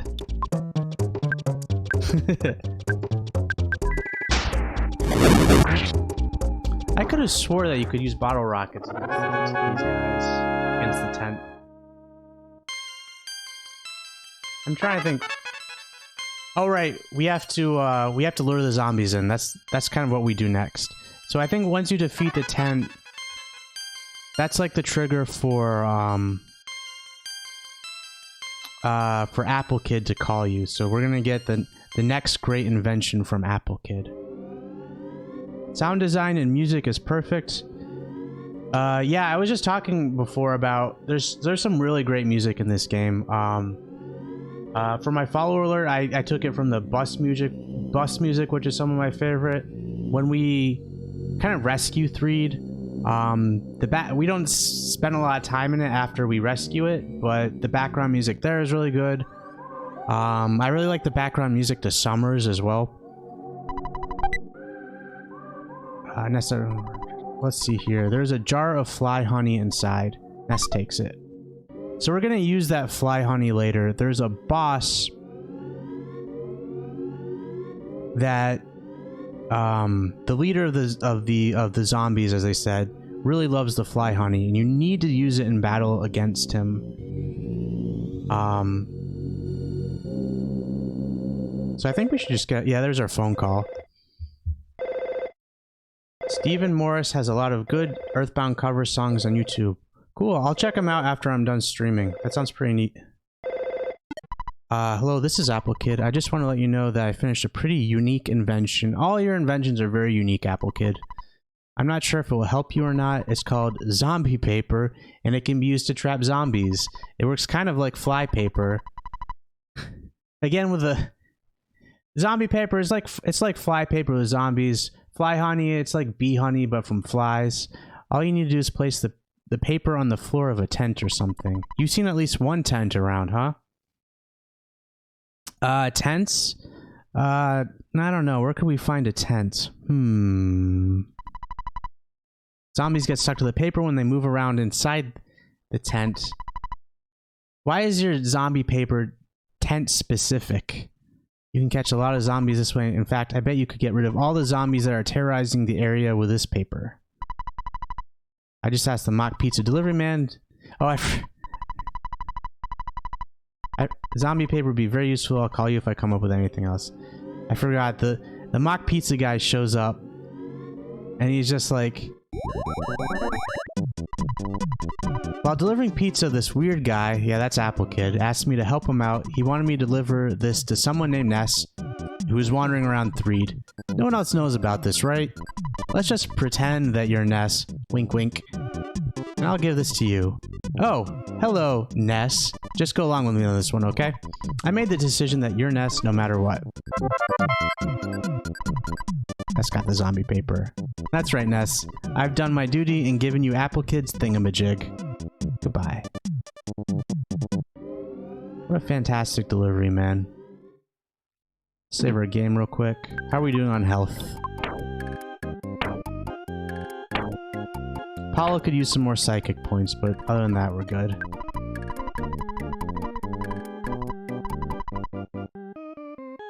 Apple Kid needs a venture capitalist besides a kid. Yeah, he's working off of like a hamburger and $200, I think is what I gave him in Tucson.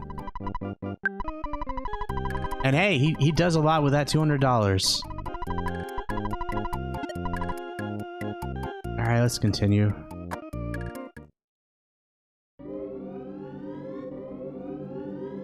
Pretty straightforward. We've got the fly paper now.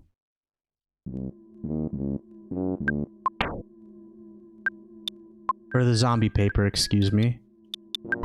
Ness placed the zombie paper on the floor.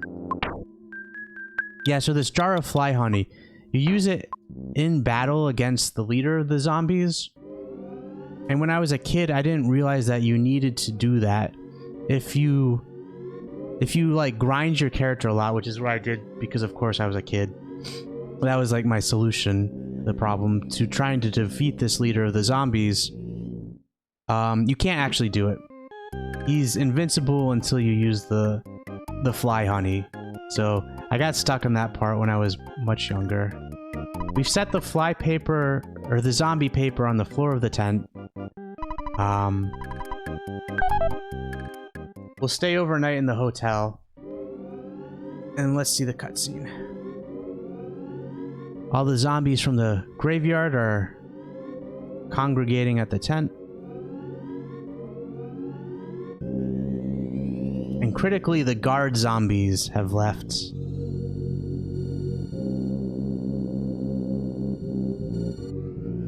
Even got a zombie dog.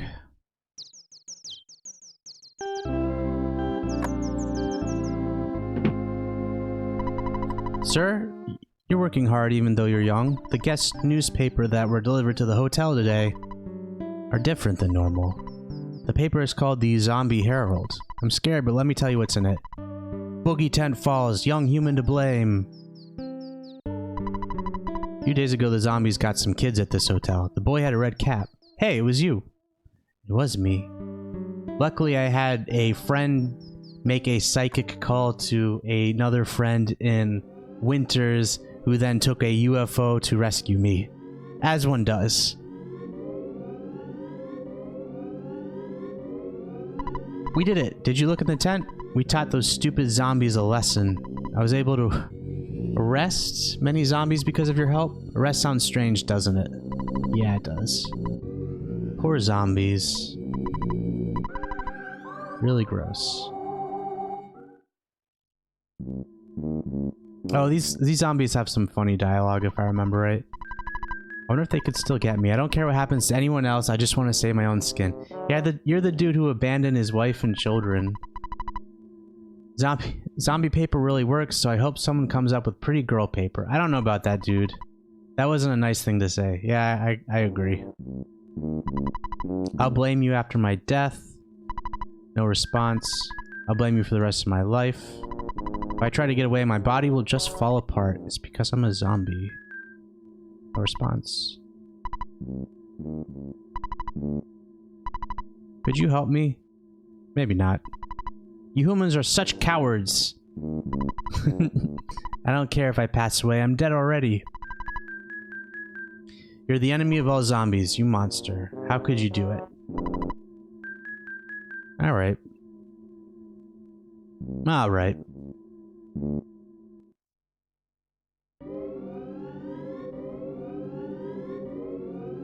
So now that the guard zombies have left, I don't think there's anything else for us really to do in Threed.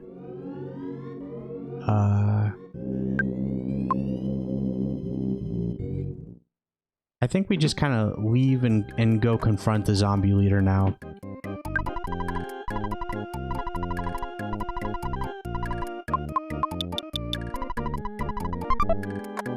I want to go get a hint. I know what to do next. I never used the hint guy before, so I just want to see what he says. I'm in it for the dialogue. We gotta go to the top left and go down that staircase, though. That's what we need to do, for sure. What do you gotta say for me, hint dude? I could give you a great hint for just $60. Underground path, those guard zombies should be gone now. Okay, that's it. I was hoping for something a little more, but okay.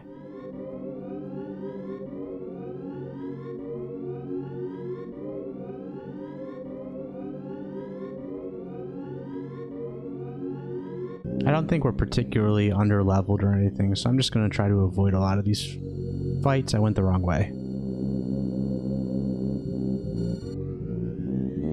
Just to avoid the nasty status effects you can sometimes get from these guys.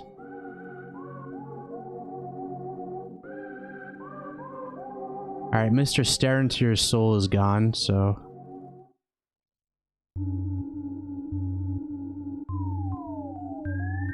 This part's not too tough. We're gonna fight a couple zombies here.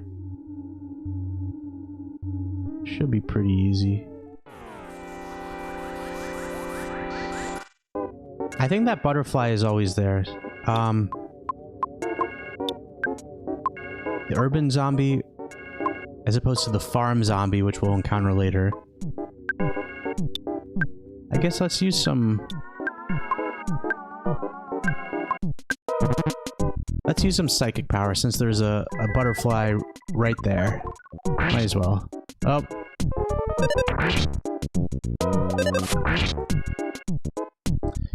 I feel like... I remember freezing being a lot stronger of a spell. It feels like everyone I want to use freezing on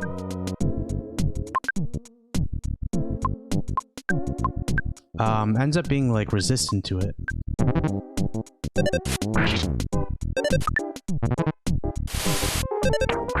Oh, I suppose the zombie probably is cold type then if it's using freezing spells.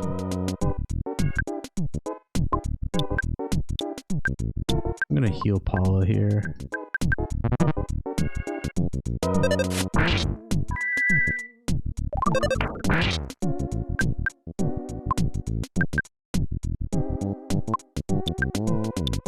I'll life up Paula. Why risk her dying? That'd be a huge pain in the butt. Yeah, that was close. That could have been Paula.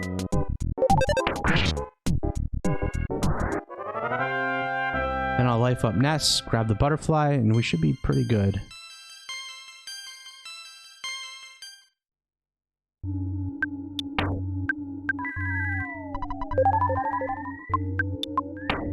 I think that puts us at max, except for psychic power.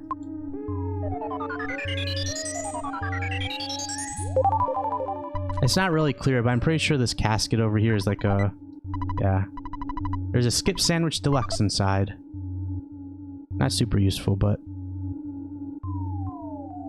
I think the deluxe means it makes you walk faster. I don't think it heals more.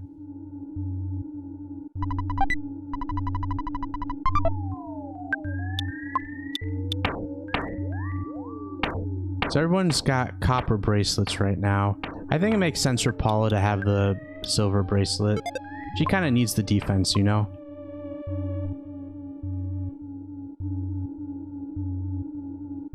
We got a little mini boss coming up. No green swirl. Alright, this is a... Alright, I remember all those... I kept saying, like, let's go through the graveyard, let's not find anybody because of the status effect. I remember, these ghosts have the worst damn status effect. They can possess you with a mini ghost that's just brutal. So I'm going to try and get rid of them as quick as I can. Literally just pulling out all the stops. That's... well, that's exactly what I was trying to avoid, was the mini ghost. I guess they're resistant to fire. We could not save ourselves from the mini ghost.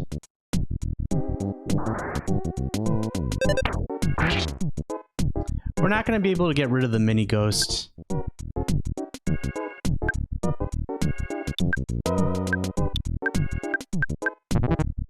Tiny little ghost, yep. I think we have to go to a hospital to get rid of him. It's not worth it to go back to 3 just to fix it, since we're doing pretty well otherwise. If we get to... you can actually see the little mini ghosts on the map there.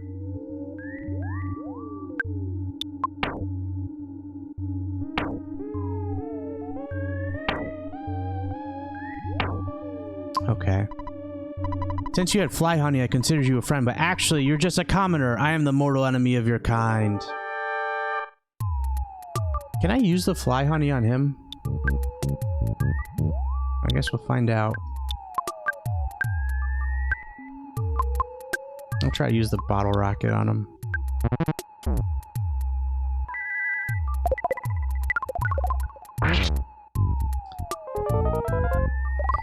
Again, see, free's not doing that much damage.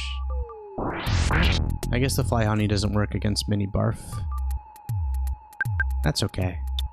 I don't need it. Let's try thunder.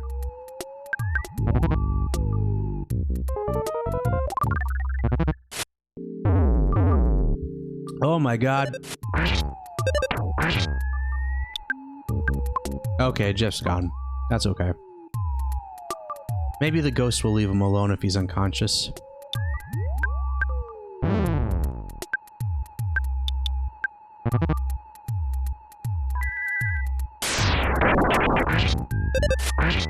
Thunder always... it doesn't seem like there's much that's resistant to thunder, but... it's always such a like a crapshoot whether or not it'll hit.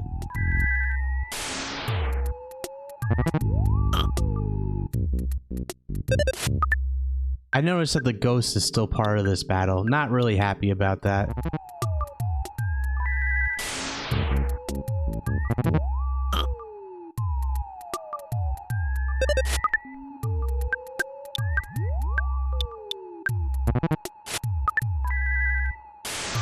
We're basically just rolling dice at this point until eventually one of these attacks is gonna land. Or enough of them will land.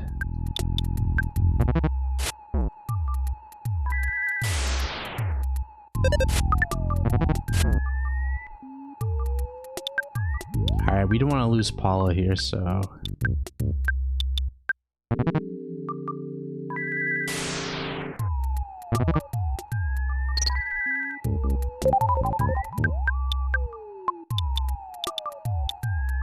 Is there anything else I can do?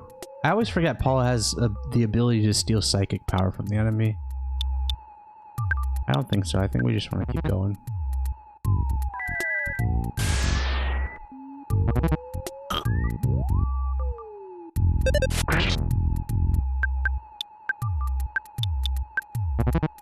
Yeah, the crying effect is the reason that NES keeps missing over and over. I'm not sure if it affects psychic spells or not.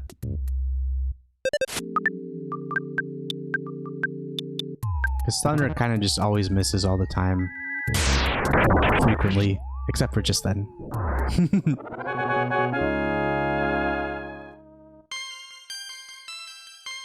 Poor Jeff, he's behind on levels and he's unconscious. Doesn't receive any of the boss experience. But hey, that's what happened to Paula last time, so... Or at least for the Mondo Mole fight. I want to get your fly honey and gulp it down. Master Belch and I love fly honey. Yes, I remembered that. That's why I thought it might work in the fight, but it did not. The ghost does appear to have left Jeff now that he's unconscious. So I think if we get into another fight, which we will here... You must have a long, tough road ahead of you, do you not? No, there's no need to explain. I already know. You must be hungry. I think this guy sells food to us. Like, other people are, like, really generous. Like, oh, you've got such a long road ahead. Like, Brick Road, he's like, why don't you get, like, a free healing? Or, like, the people at the Tessie Club, have some soup, take a load off, take a rest. This is good timing for you. I happen to be carrying something to eat. What would you like? But this guy's, like, he's a super capitalist. He's like, I can take advantage of the situation, although he does appear to be charging me fair prices. There's a village with many interesting people just ahead. You should go there and visit. I heard that the name of the village is Saturn Valley, but it cannot be found on any map.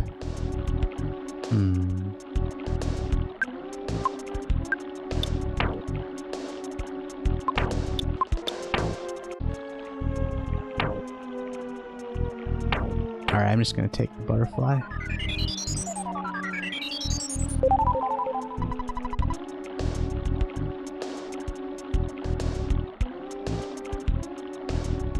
Okay. Alright, I do remember for this enemy, you do want to use freeze against the armored frog because regular physical damage does not do very much, but I believe it's weak to freeze. 387. There you go. That's the kind of numbers I expect from freeze.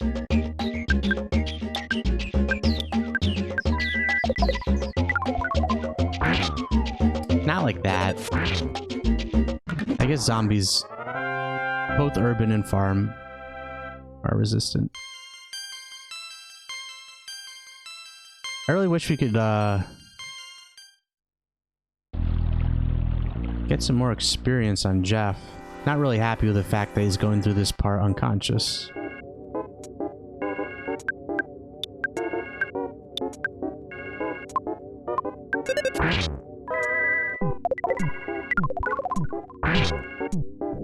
There we go.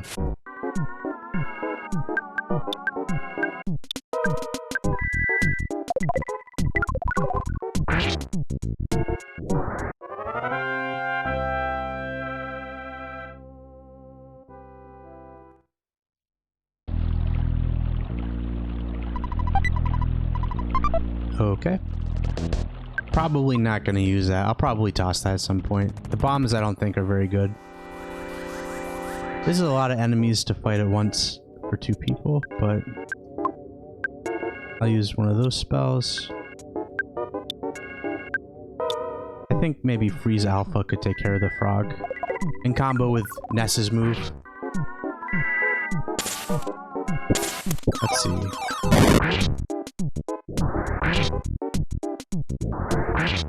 There you go, easy peasy. That's what I like to see.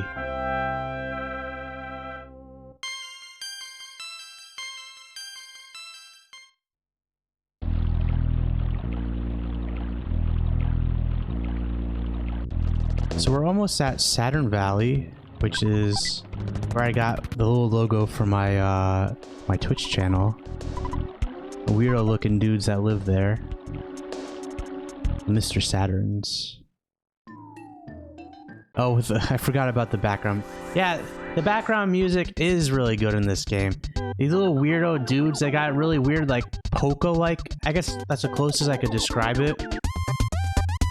Polka-like background music for their little village.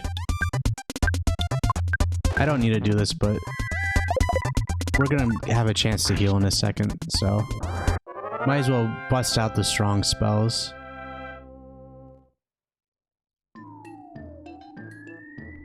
I think there's like a little present in here or something.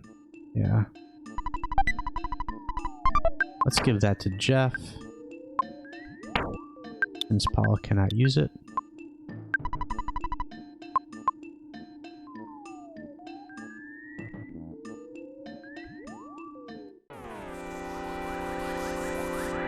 Yeah, when you're in the cave, you can hear the... You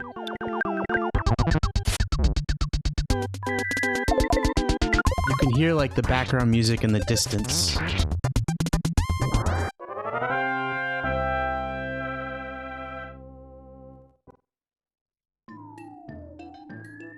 You hear it? This is a short cave. I think we're out of it now.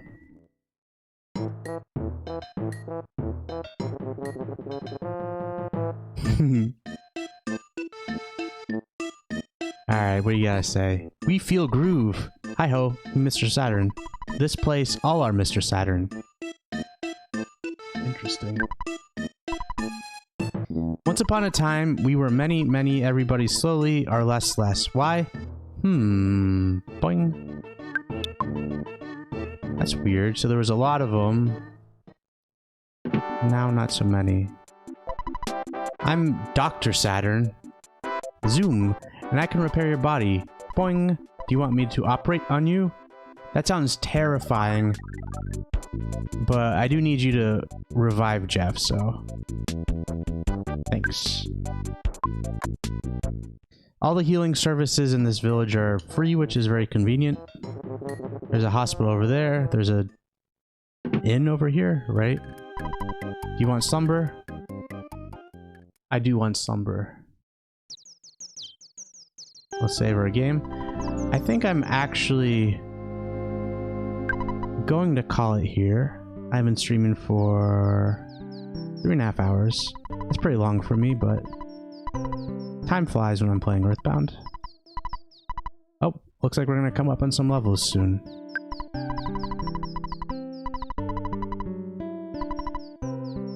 And I'll pick up next time. We're going to end here. We're a great team, aren't we? Well, you should turn the power off instead of just pressing reset. Alright?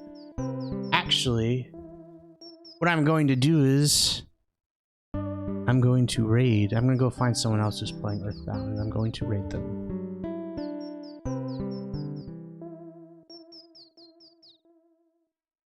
Let's find an EarthBound streamer.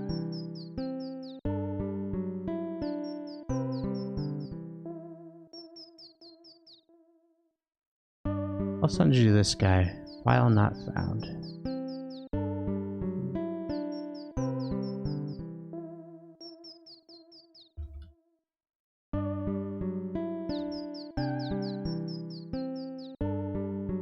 There we go. Okay. Why is this canceled out? There we go.